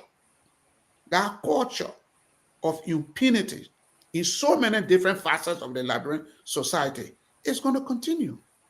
So I'm not surprised that President Helen Sirleaf decided to prosecute over 200 people, despite the fact that her government was a sitting government at the time. It had all of the resources to prosecute these people. But again, because the judiciary is rotten, in which all over the world, the annual report always talk about the Liberian judiciary. It needs to be strengthened. The judiciary also talk about that they lack capacity. So that's one aspect of it. Another aspect of it is when you accuse somebody of a crime, you must have all of the overwhelming evidence that when you take that person to court, you can convict them. You can't just get up and accuse somebody, say, oh, you stole Jackson Seaton's cell phone, and you don't have overwhelming evidence to prove that that individual stole my cell phone, and you take the person to court. Obviously, you're not going to win this case. If the case is based on circumstantial evidence, you can win the case. You must have high evidence. And that's what is happening right now with respect to what is happening with the arson case in Liberia. So we have to be very careful here. The judiciary is compromised. That is a given. Two, most of the cases that Ellen prosecuted at the time, the government did not have sufficient evidence. And even Kehleboe Gongloe, when he was Solicitor General, he said it clearly that I'm not going to take anybody to court that I cannot win the case. So what does that tell you? You must have overwhelming evidence. That's one. Two, the judiciary needs to be strengthened. The judiciary really needs to be strengthened. Most of the people that sit on jury, that go for jury duty, they are being paid peanuts. If somebody is sitting on a jury duty for $2 million case, and that person overnight, while the person sitting there, some kind of brand every little comes with some kind of $10,000, and they are being paid maybe about $50 to sit on that case, what do you expect? Wow. Mr. Jones, you are running for president, and you want to bring some sweeping changes. Here, talking about the cases in Liberia and the judicial system. Here they say George approved $500,000 bond, but refuses to release the defendants in the capital arson case. And it reads, controversy has erupted after Judge Roosevelt Z. Willie of Criminal Court A denied a motion by the defense lawyer to release several defendants in the high-profile Capitol building arson case, despite approving a $500,000 joint property bond backed by a deed valued at over $6 million. In his ruling, Judge Willie maintained that bond approval does not automatically guarantee immediate release. This is a judge that said these people will not be released because they did not have enough bond. They went and got enough bond, $500,000, plus a guaranteed $6 million deed.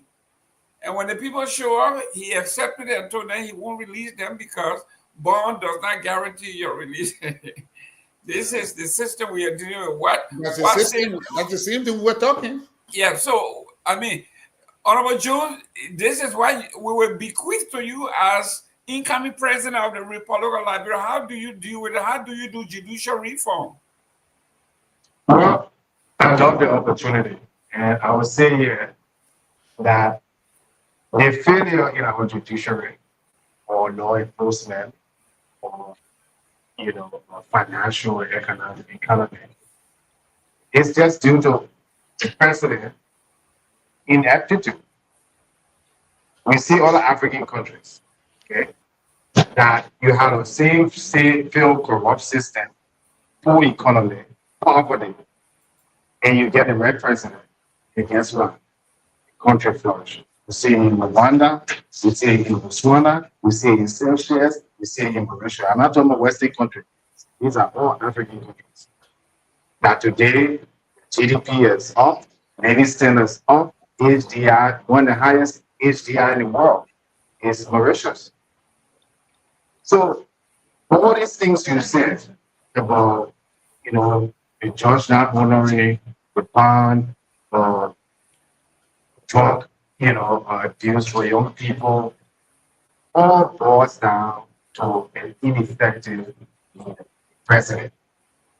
Our president of Liberia is also the chief executive officer of the country. He appoints more than 5,000 people. He appoints all the judges. Can you believe that?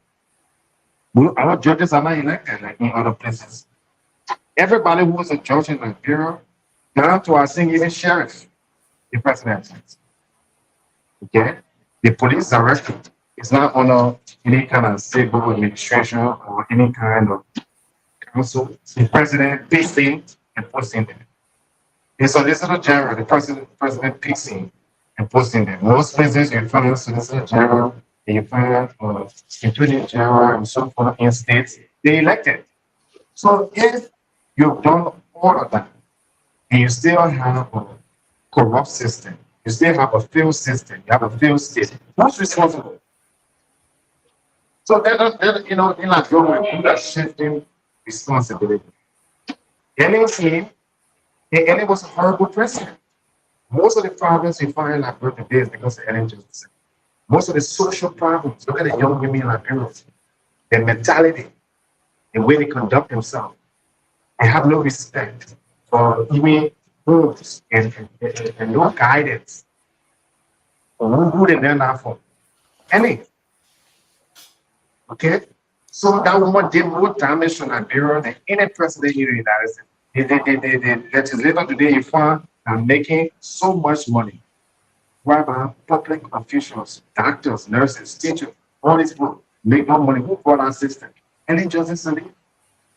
They fact of the rules where most countries who are poor, what they do, they either use the Ministry of Public Work or they even use the military. Right now in Burkina Faso, the military is fixing the roads. And they be able to fix the road at over 50% cheaper than having it done by private contractors. And it came up, she said, oh, people should pay for roads. And that's where the corruption started because she or people are not putting them together. And that's where you find red today in the Burkina administration. So I don't care how you can turn it around. I don't care you can say like brand people this and people that is seen like brand people that can live like good and don't have respect for them, who say they find it corrupt. All these people come to America. They put on something, they can buy a house, they can work. If someone of their employees on the week, they can support their family. So we have a failed state simply because we have elected people who are incapable, who are corrupt, they have no technological background, they can't work nowhere beside government. And I challenge them. Where did Joseph Walker work during the 4 years after he wasn't president, vice president? He started graduating law school there. I was the only one giving him money to make one Henry Costa. I can even have a man who say he wants to be president, but he doesn't have a career outside of it. Seeing with George we have today. Why can't he go work at ESPN? Why can't he go work at FIFA? Why can't he go work somewhere else? The president is not a position. I'm working, I'm doing business, I'm trading, I'm doing other things. So the day I'm not president, yeah, I go right back to my regular life. But you take a man of worker, you take a man of wheel, you take people who their only life is to live on government. So they have no idea, they have no experience anywhere else. That's our problem. Our leadership. Nowhere in the world, no country in the world, no corporation in the world has improved with a bad leader on time. Show me one company. If you look at Coca-Cola was failing. They brought a new CEO. Coca-Cola is one of the most profitable companies. Okay. Even Apple. When they fired Steve Jobs, Apple went down and went almost bankrupt. They brought Steve Jobs back. Apple became the largest company. So nobody is responsible for the failure in Liberia and Joseph Parker. And nobody will be responsible for the failure or success if Andrew Jones is elected. I'm not going to say, oh, the judges are not doing what they need to do, or we can't win cases. When I appoint a judge or I appoint a prosecutor, you're going to have the statistics. You're going to have to win certain case, or you're not going to keep that job. Everything's going to be measured. Excellent. When I appoint a minister, when I put a minister of finance, I'm going to tell you the GDP should double. If the GDP is not going to double in a year time, then you're not capable. I'm going to tell you that the schools, our school rate is going to be higher. I'm going to tell you that we need certain X number of private millionaires in the country by a certain time. If you can't do it, then you're not the right person for the job. So we don't have that kind of leaders in Liberia, and that's our problem. Good. Mr. Seleke, you were very close to Mr. Cummings. So deeper into his policy, how did he intend to deal with the judicial problem, the judicial reform, and the criminal justice system? I think it's just similar to what Alex said, Mr. Gayman. Both justice system and the justice we spoke about, it's no different from, handling the same approach, and Mr. Cummings always talk about, being able to pay the different judges on time and with good money so that they're not compromised so easily. And linking that to this, the LTA, former commissioner being, the case being dismissed and all of that. He had a press conference today, and I guess Myean tried updating us on it. And in that press release, I read his entire press conference. He mentioned something that we should not forget about, that the position for the commissioner were, highly contested for. So there were different people who were interested to be, commissioners. And so they could go at any length to just want to get him out of the race, especially when he already had that stuff on him, about some corruption stuff. And they could play that game good with the LACC, and it could be that the justice system too is not good. But at the end of the day, Mr. Gayman, regarding your question, how to make the justice system strong, is to first of all pay those people with good money. And these are critical positions that when people are paid well, they will do that job independently. They are not easily compromised. But in Liberia, you go to that court there, the people they don't pay them well. In fact, the Chief Justice during weird time, there was a worker at the Supreme Court. They call him Achipopo. The guy set himself ablaze, and I think most of you hear that news. He almost killed himself simply because the government of Liberia owed him several months. They could not pay him on time. At the end of the day, what he did, he went and laid down under the Chief Justice car. Every month they will take your pay because it's a big shot. But they don't want to pay me. You see? So at the end of the day, they could not even recognize him. So he went, he bought gas, put it on himself, and set himself ablaze. Almost killed himself. They had to rush him to JFK. Up to today, he's still affected by that. So people are not paid well in the justice system. So at the end of the day, Commissioner we're talking about, they may have been working for 4 years, according to him, today his release. So they make a lot of money. So just in case if he's guilty, they make him bribe his way through. Just in case, I'm not saying that what he did do, but you need to pay people with good money so that they can be independent. So that when somebody bring money beneath the they can say, no, I'm good. But at the end of the day, once we can do those things, and how to do that, Mr. Gayman, it will start from the presidency. When we have a president who will say, you know what, I don't deserve all the convoy. I don't deserve all the fancy cars. And I'm cutting my budget, for example.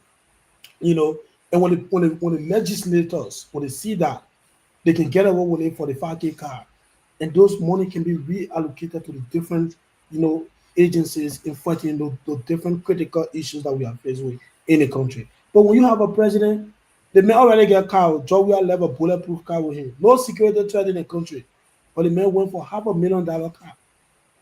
And all of them are defending it. And some of them, the worst of it is that why would I be defending something that I have never, even if I've not owned it before, but at least similar to that. I've never owned my own bicycle, motorbike, or car. Even a Jones car that they can sell for 3K or 4K. You've never owned it before. But you backing somebody who is driving $500,000 car at your expense. Now that the man went, like Chapability, the CMC political leader, and get a same car Joseph Boakai is driving today, before you could become representative. So that is a fair case. But not Joseph Boakai who got the car only because you walk in a poo water and making president. And today he's driving that kind of car. And the people at the code, they are not being paid well. So these are the different ways to fight this. They pay the people well, and will bring some level of independence. Mr. Nagbe,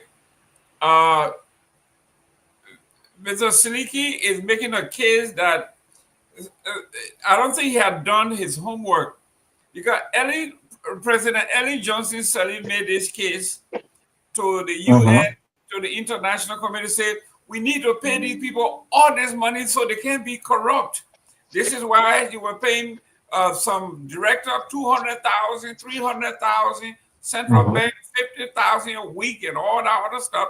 Even now, as we speak, these independent agencies, the kind of money they're making, the judges are making lots of money. I know one because my friend Jeevan Smith came over here for medical checkup. He told me, where he was making 65 grand plus tons of benefits, bringing his salary close to 75, 80 grand a year.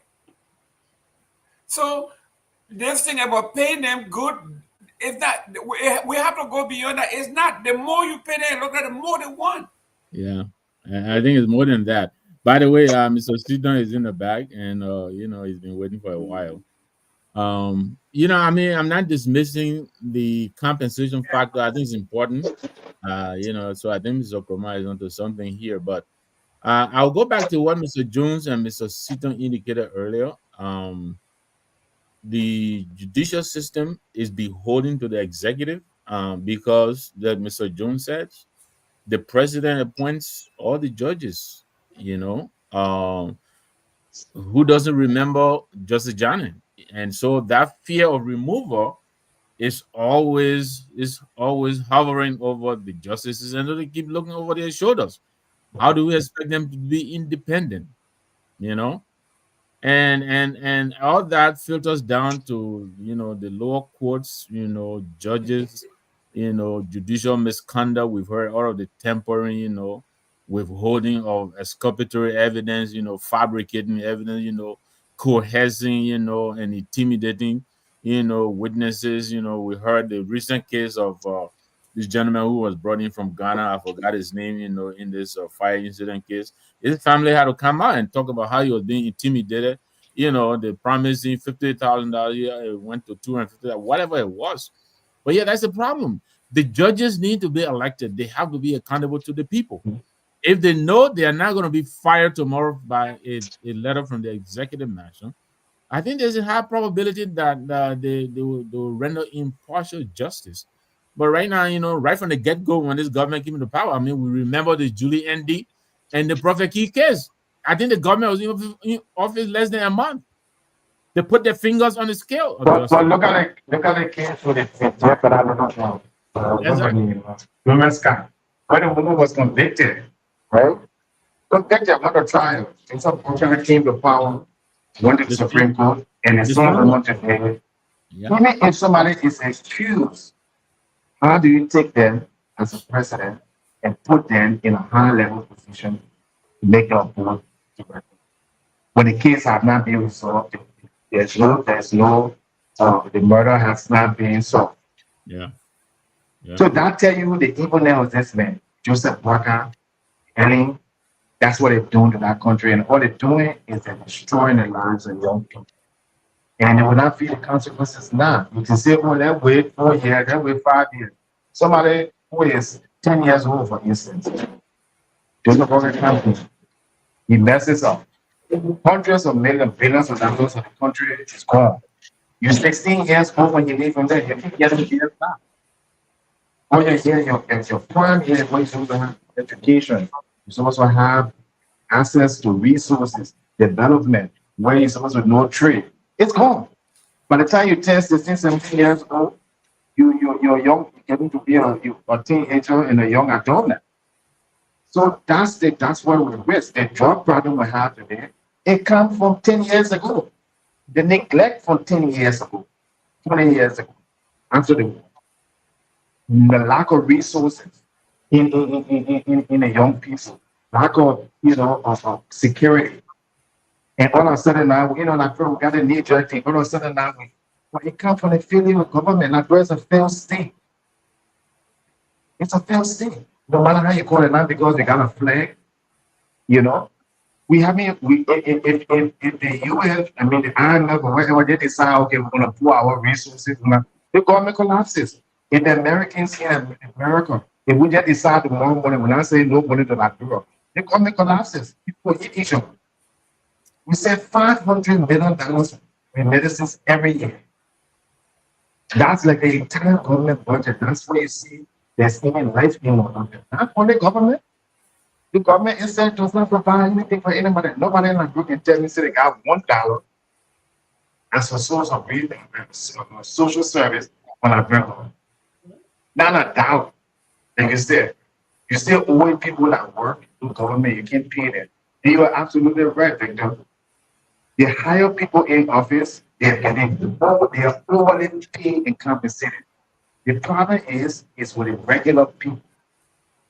What I intend to do, like I said, nobody in that government will make more than $3,000 a month, including the president, and nobody will make only $300 a month.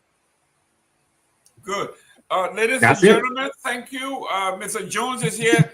We are having some technical difficulties, so please don't leave the studio because of the network. We are having problem bringing. So it's like a Roche Motel. You check in, you can't check out. But ladies and gentlemen, we are saying here, today is Friday. We are going over the whole week. It's like a weekend review. And in about 20 minutes or so, we're here to 7:30.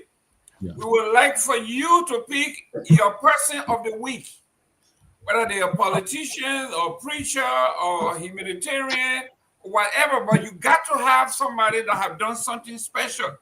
The person could be a preacher, it could be a widow market seller, somebody that have done something for the common good. And we can say this person is the politicians of the week. It doesn't have to be a politician, but your person of the week. So think about it. You know a lot of folks in government. You know a lot of folks in the social services. You know people everywhere that deserve a woman, a child, a man, a person that have done something that is admirable to be recognized as person of the week. Let me say, Felicia Hall, welcome. Thank you very much. Alfred Bleedy, thank you very much. Fixed Electronics, as usual. Eleanor Davis, yes, thank you very much. We got Fixed Electronics. We got all of our folks here. If you tell us where you're calling from, where you in from, that would be nice. We have Honorable Siafa Dix is here. We got Claude Destiny Seaton. He's in both places at the same time. We have the landlord. Okay, we got Mr. Dix. Let me see who all we got. We got everybody here. We got Jam Barrow. We can't leave her out. You know we're gonna be in trouble. Alvin Pay. Thank you very much. We got Abdullah. Is that Abdullah Dole? Thank you very much. We have Nora Hooks, Maurice Ja, Richard Saba, David Williams. We'll get to you guys. I will go along. Let's take some calls at the end of the call. You can call in. We're also asking the audience in Radio Land to pick your person of the week. The person could be a politician. They could be a church person. They could be a regular widow market person, a regular person like us who have done something admirable that you think the person did very well. And for the politician, there's a lot of them, so we're going to go through them. If you say you pick Mr. Seaton as the person of the week, you got to tell her why you picking him person of the week. Don't tell me because he's supposed Unity Party on a cover. Let's go. Myean, let's open the line. The calls are on, the numbers are on the line. You got me cracking up. Mr. Nagbe, you see what I'm talking about? I didn't even say anything. You're laughing. You know, and I'm regretting that I had to tell you he was in the back. Maybe he was just supposed to stay in the back. So you were in the Roche Motel, right? Check him out, but can't check back out. Myean, go ahead, announce the call. Let's get some call. Let's field the folks for the week. Let's see how they think. And I got my person of the week already, but I'm going to wait until 7:30 to make the announcement. Person of the week, I got my person of the week already. Okay, so the lines are activated 07774 9986 07774 9986. If you want to call us, the numbers are also on the screen there, both diaspora and Liberia. +231 777 9986 077 6499. Let's see what we can pick up this first caller on the line here. Hello, caller. Name, where do you call from? Hello, caller. We are not getting you. We are not getting you. So 077 64 9986 077 64 9986. Let me see where we can work on this quickly. We are facing some the calls keep coming in, but it's like we are not getting them. 077 64 9986 +231 777 64 9986. Mr. Gayman, so you can just continue as we try to fix. On a sweet note, we have this young lady. Okay, we stay facing. Okay, go ahead. Monica Swain crowned Miss Earth Liberia 2025. She's a pretty lady. She was crowned this week Miss Earth Liberia 2025. Another story we covered from the southeast. We have someone. Oh God, we still. Okay, yeah, go ahead. 07776 from the southeast 9986 +231. If you are from Maryland County, you have to pay because you live behind Garguah. There you go. Yeah. So we have someone on the line. Please stay away from your monitor. Hello, caller. How you doing? Yeah, I'm okay. Your name and where do you call from? Wow, we lost that caller. So please keep trying. 077 64 9986 +231 777 64 9986. We're talking about technology, and we're having a problem with technology today. Yeah. But Mr. Nagbe, your hometown, you from Maryland County. The people say because you live way out there. So, Mr. Gayman, let's see where we can try this next caller. Hello, caller. Name and where do you call from? Hello? Hello? Okay, let's take this next call. Hello, caller. Yes, your name and where do you call from? It never is terrible. Change your location a little bit. Hello, caller? Yeah, your name and where do you call from? Your line is bad. You are cracking you. Yeah, we can hear you now. Wow, your line is terrible. Just change your location a little bit and call us back. We cannot get you. So we are facing some internet problem from Liberia here because of the weather. So 07776499986 plus 231-777-649986 are the numbers to call. We want, there's a breaking news here. There's a shooting at Emory University in Atlanta. That's terrible. We want to send our condolences and our heartfelt regrets. Something is going Yeah, on. local.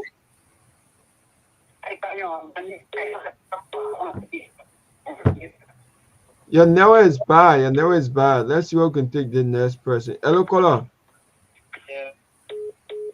Oh gosh, we are facing serious internet problem from so just keep trying. 07777-649986 07777-649986 here.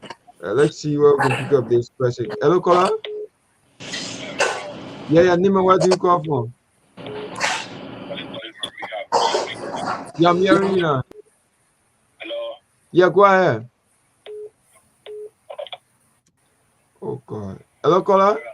Hello. Yeah, Nima, where do you call from? I'm two Duggan doctor calling from the township of Westman. But actually, I'm a citizen of Bengu. Okay, make your point. Mr. Gayman, are you getting him? Yeah, I want to be part of the party. Can you get to the party? Which party? CMC? Yeah, CMC. Okay, just keep listening. CMC show will come on next. Okay, you're welcome. So you can put your calls in 077764996 plus 231-077-649986 are the number to put in here.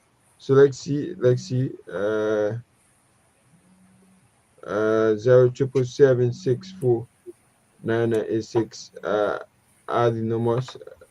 We are facing some technical problems. Yes, Mr. Gayman. Well, I tell you what, if the line is that bad, we can go ahead. Mr. Jones, go ahead. Mr. Gayman, I gotta run. I'm looking forward to coming on to explain my policy as a special guest. But let me just go ahead. How many people can I give as the person of the week? One or two? Two, just two. I can do two. Good. I will do two of the worst people of the week. So the two people for the week will be one would be Anthony Zuka. He's one young man that been working on trucks in for many years. He was not in the management today. He's been in the trenches, actually going. So he's one of my people of the week. Very young man. So Anthony Zuka what agency he works for? He doesn't work for any agency. This is his own work he's been doing to reach out with young men on drugs in Liberia. He is, I would say, the brain person behind the whole no drugs campaign. But he's stolen. I spoke with him today actually. He's having a meeting with other people. My second person of the week, somebody I used to be very critical of, and somebody that I will be very critical of if they mess up, will be Musa Bedebe. I think the CMC is doing very well under his leadership. And I want him to continue to do that. Again, no UP, no CDC. Everybody else is a fair game. The two worst people of the week is Augustin Gafoin, the man who has messed up the Liberian economy, 17% now, 13% inflation, still paying government officials in the top tier, lots of money, corruption still rampant. So he's been one of, actually he beat Samuel Eto'o. He's the worst finance minister in the history of Liberia. And the second person is Liberia Team. Ghana today just announced visa free to many other countries. And she can't show this thing to us that being on a non-security permanent member is a big deal. And the foreign ministry basically just eats money. They have done nothing to make the lives of Liberians. All the difficulties, like a long-standing relationship with America. Why didn't she use that, to negotiate for Liberians, to make sure Liberians get some special privilege or exemption? She's still in our position miserably As you join the corrupt people, I'm sorry to say, so Sarah Yanti and Blessing Spinach, you're the two worst people of the week. You need to apologize to the people for the carnage and hardship that you guys have caused me. Thank you guys, and I look forward to coming back. Please, come on back. Yeah. Okay, Mr. Seaton, your person of the week or player of the week. Thank you very much. I don't have a person. Let's say my persons of the week.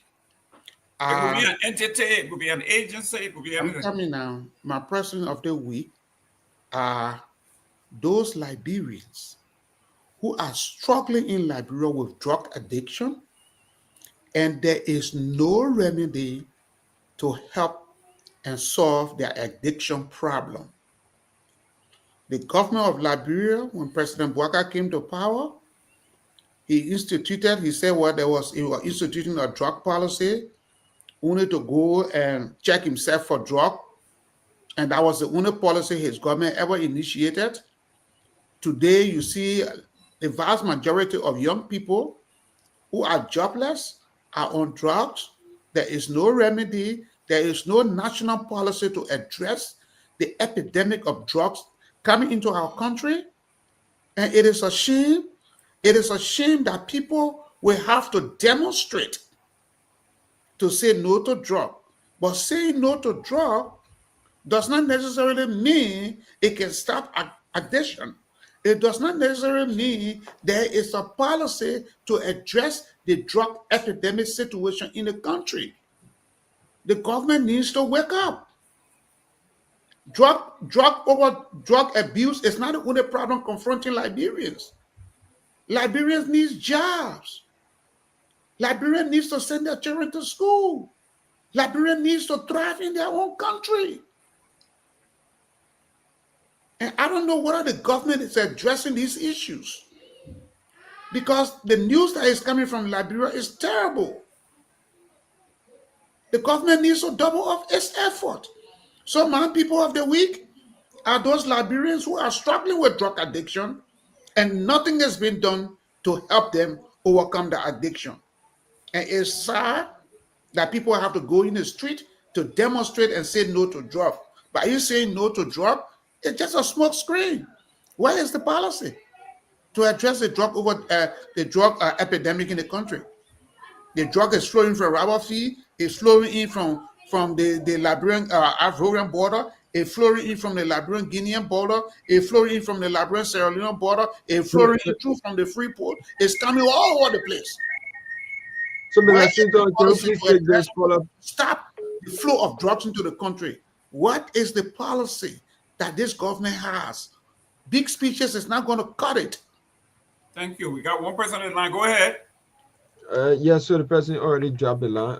07764 9986 plus 231 777 9986 is the number to call here on the closing argument on Truth FM 96.1 0777 64 9986 0777 64 9986. So you can just continue. I think yes, Mr. Nagbe, your person of the week. And why? Oh, thank you, Mr. Gayman. Actually, I have two groups. My first, of course, I agree with Mr. Seaton, will be the organizers of, the Say No to Drugs campaign, the mothers, the fathers too, the brothers and sisters. I listened to some of the stories yesterday. Some of the stories that drove some of these people to come out. One of the ladies was saying, even though her son has stolen practically everything that she ever owned, including her diabetes medicine machine, but she still loved her son, and she just wanted him to be, clean. And so I congratulate them. They'll be my first group of people of the week. Of course, my second group would be the CMC and its leadership. The CMC and Justin, sit down. Don't come close to it. Don't come close to it. Good news scares him. So the CMC and the leadership, and of course, you know, our IT team in the background, you know, work laboriously, you know, to make our IT department functional and go live, you know. And so those are my not so good people of the week would be the Liberia Telecom Yeah. So Tech Mr. Company. Nagbe, can you please wait? Let's see what we can try this person. Hello, Okay. caller. Yeah, hello, I'm on the line. Yeah, go ahead. Your name and where do you call from? Okay, so I said my name is Patrick Gale, according to my GBs, to be a precise software. Okay, make your contribution tonight. Okay, I just want to say thanks to the panelists, headed by, Mr. Gayman and our guests. I just want to add my voice to those many voices. My brother, to where I am presently, I'm lying down, in a hospital. I had an accident in January. And since I came here, I came from Grand Julius to be, exactly people are from. I reside in Zredu, but I'm here for treatment. And I've been monitoring this program since I've been here, since June. I just want to say this, that the government had to do more. Talking cannot solve the issue of drugs in our country. The government need to put policy in place that those people who are importing drugs to our country, that there will be a benchmark that if you are caught, that you should go through certain punishment, that it will serve as deterrent to those of us who are in the habit of bringing drugs to our country, that is damaging our future leaders. If the government having to do that, you will see, we will start seeing changes in the society. But you have to go on radio and say, oh, people stop to go, all you kind of stuff. It will not stop this situation in our country. So they need to we need to put their feet to the fire so that they can get ready and see how best they can put stop to the drug coming to our country. So I just want to say thanks to everyone. Okay, so before we take leave, who's your person of the week? Okay, so before we take leave of you, who's your favorite person of the week? You're talking about of the week. Government official, private person. Who's your favorite person? The favorite person of the week, I would say the senator from Lofa County, Senator Sarah Momo. Okay, why? Mm-hmm. Yeah, the reason why I said Senator Sarah Momo is my favorite person of the week is that the transport ministry issue that been circulating in our country, and that ministry were enacted to law since 1987. Now, today we are seeing that other government officials who, because of their own service gain, trying to give a contract to a foreign entity.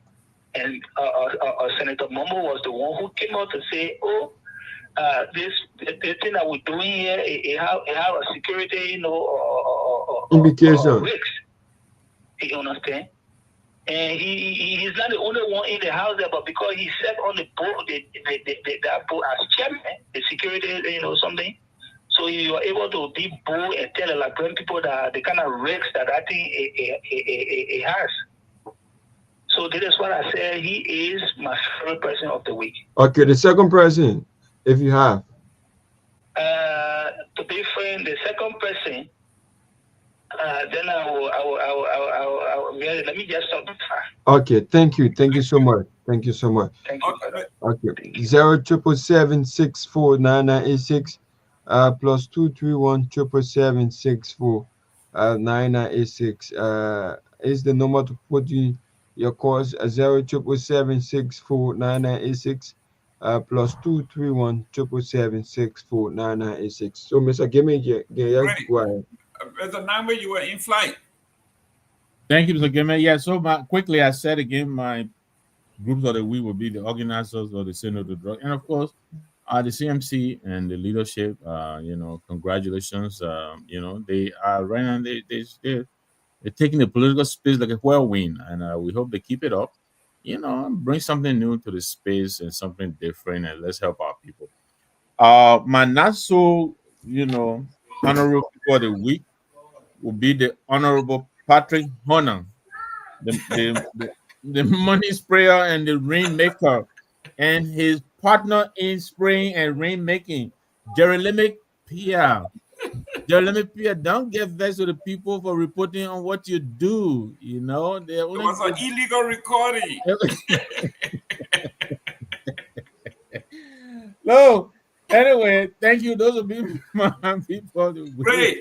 So for Mr. Nagbe, CMC takes the cake, the organizer for the parade, and for the caller, he says Senator Momo from Lofa County. Momo Sarah, yes. Yeah, Momo Saros is his choice. And for Not So Good, we have Patrick Hunter, the money sprayer, the rainmaker, and his partner in crime, Jerome Pia. Those are the folks today, but I'm going to pick my institution of the week.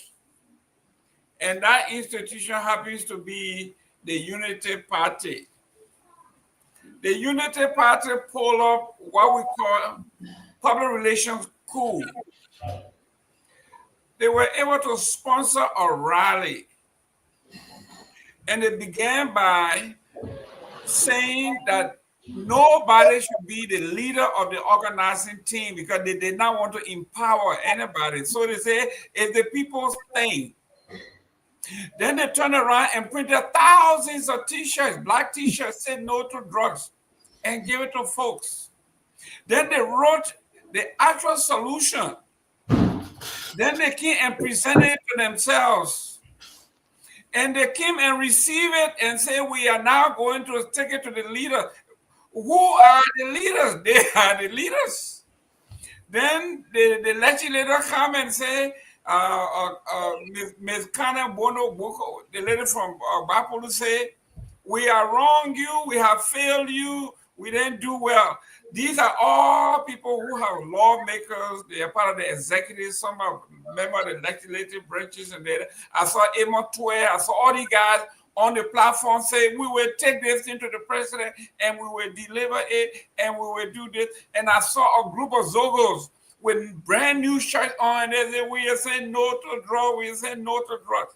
So when you're talking about organizing and putting a wool over the foot, and some people believe it that this thing was just done by nobody, it just happened spontaneously. That was a magnificent work of PR for the great smart people to say, you know what? Nobody did this, it just happened. It's not spontaneous. Yeah, who printed these shirts? Who printed these flyers? No money, no budget. It just happens. It just happened. It just happened. And the first person it is not spontaneous. Yeah, the first picture on the front pages of all the paper is the president where he said no to drug. I think her name Mama screen. Yeah, Mama Kamara, where her name Mama Ability. They all say no to drug. Can you imagine? And people really believe that this thing just happened. Yeah. So when they have no policy. Yeah, this is a smooth. This is what we call putting the wool over the faces of the foot, and people bought it too. A lot of people bought it. Of course. So I have to give it to them. When you talk about propaganda, when you're talking about smoke screen, these guys are expert at it. Even to the point where the victim themselves, the drug dealers, they gave them shit. They manipulated them. Yeah, the drug victims. They came from the graveyard, from the grave, and they're dancing. We said no to drug. They got a nice t-shirt on, well engraved, and they're walking around. The victims. And in the group are some of the drug dealers themselves, the police chief, the people who are arresting power, marching with them. Like I said, it's like in Monrovia, right? We somebody say roll, and we all come outside and chasing the road, not knowing the road is in our group, also saying roll, and we just running. We don't know yes. what the exactly. It's a phantom. That's what it is. So The government is saying, we are saying road, drug is bad. The government journalists said drug is bad, and we're all clapping. So who are we talking to? And you know, the sad part about it is that since the government came into power, the issue of the drug epidemic has been growing in the country. And the government, up to today, has not formulated a strategy or a national policy to address this situation. Only to come out for small screen today, yesterday, I don't know. Well, you know, the people should stop. That's why I don't believe in politicians. Because one minute. I see Joseph Welekanda here says his person of the week is Opa Kwame Weeks for bringing out the less fortunate and distressed situation on social media for assistance for around the world. This guy has done a magnificent job. This man has done a magnificent. I'm glad that somebody recognized him. That's true. This man has been doing this thing for over 5-6 years. Goes into the ghetto, find people who are distressed, raise money for them on the spot, take them to the hospital, pay, get a receipt, account for every dime. And nobody over 6 years have ever come out to say he did something other than what he promised to do. He has helped children with distended stomach, people with, you talk about cleft lips, talk about children with dyslexia, children with epilepsy. So this man is doing a great job. And yes, Joseph Welekandi, thank you very much for nominating Kwame Opa Weeks. Excellent human being, very good journalist, and we salute him. Yes, go ahead. You were in flight, Mr. Seaton. No, before Jackson, I want to thank you guys for the time. Thank you, great show. Thank you to the audience, but I got to run. Yes, so, we got 2 more minutes. Okay. 7:30, we are out of here.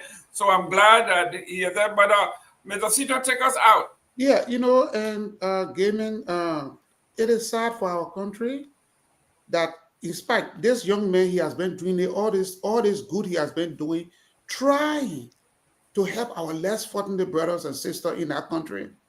And people sit on thousands and thousands, even millions and millions of dollars. They live the flamboyant life, and they cannot even help the less fortunate in the country. Many of these people that are on drugs, they see drugs as the only way out. They see drugs as the only way out. I grew up in Newtown. Okay, fine. So this thing here is something that I know more about. Most of the people that are on drugs, because they hardcore drug now, they are trying to find a way out of their desperate situation. The vast majority of them are living in abject poverty. They don't have jobs. You understand? And government comes, government go. They don't provide. There is no policy. That is the point. How do we address the drug epidemic? How do we rehabilitate these people? How do we make them to be what? Good citizens of our country? This is the discussion that's supposed to be happening and coming up with solutions. But to have a small screen a protest of saying no to drugs, when if to say that everything was planned and organized by the government, because where people will get money from, the people who say no to drugs, the people that were in the street, who gave them the t-shirts, who organized this thing. And you understand? So they should stop fooling the Liberian people. They should stop fooling the Liberian people. Our people have suffered too long. That's the voice of the veteran journalists. He been there when we were growing up. Newtown, Point 4, Bass, or wherever, Fantita. The hardest drug we ever heard about was marijuana. But now they are doing kush. Can you imagine that? And you know the sad part about it, let me just give you a little story. I remember it was out of 2017. I have the picture, right? A delegation of the Association of Liberian Journalists in the Americas.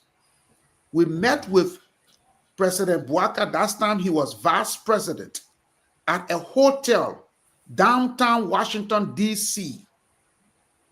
He discussed the same issue that, look, you got children in Liberia, the place where we're supposed to bury people there where they live now, we need to find a way to help them. And he lost that election to George Weah. He's now president. Just imagine, 2017 was discussed at a hotel in Washington, D.C. 8 years later. 8 years later, the problem still persists, and you are now president. You have the power and the means to find a solution. And you got people around you who are not helping you, but you still keep them around you.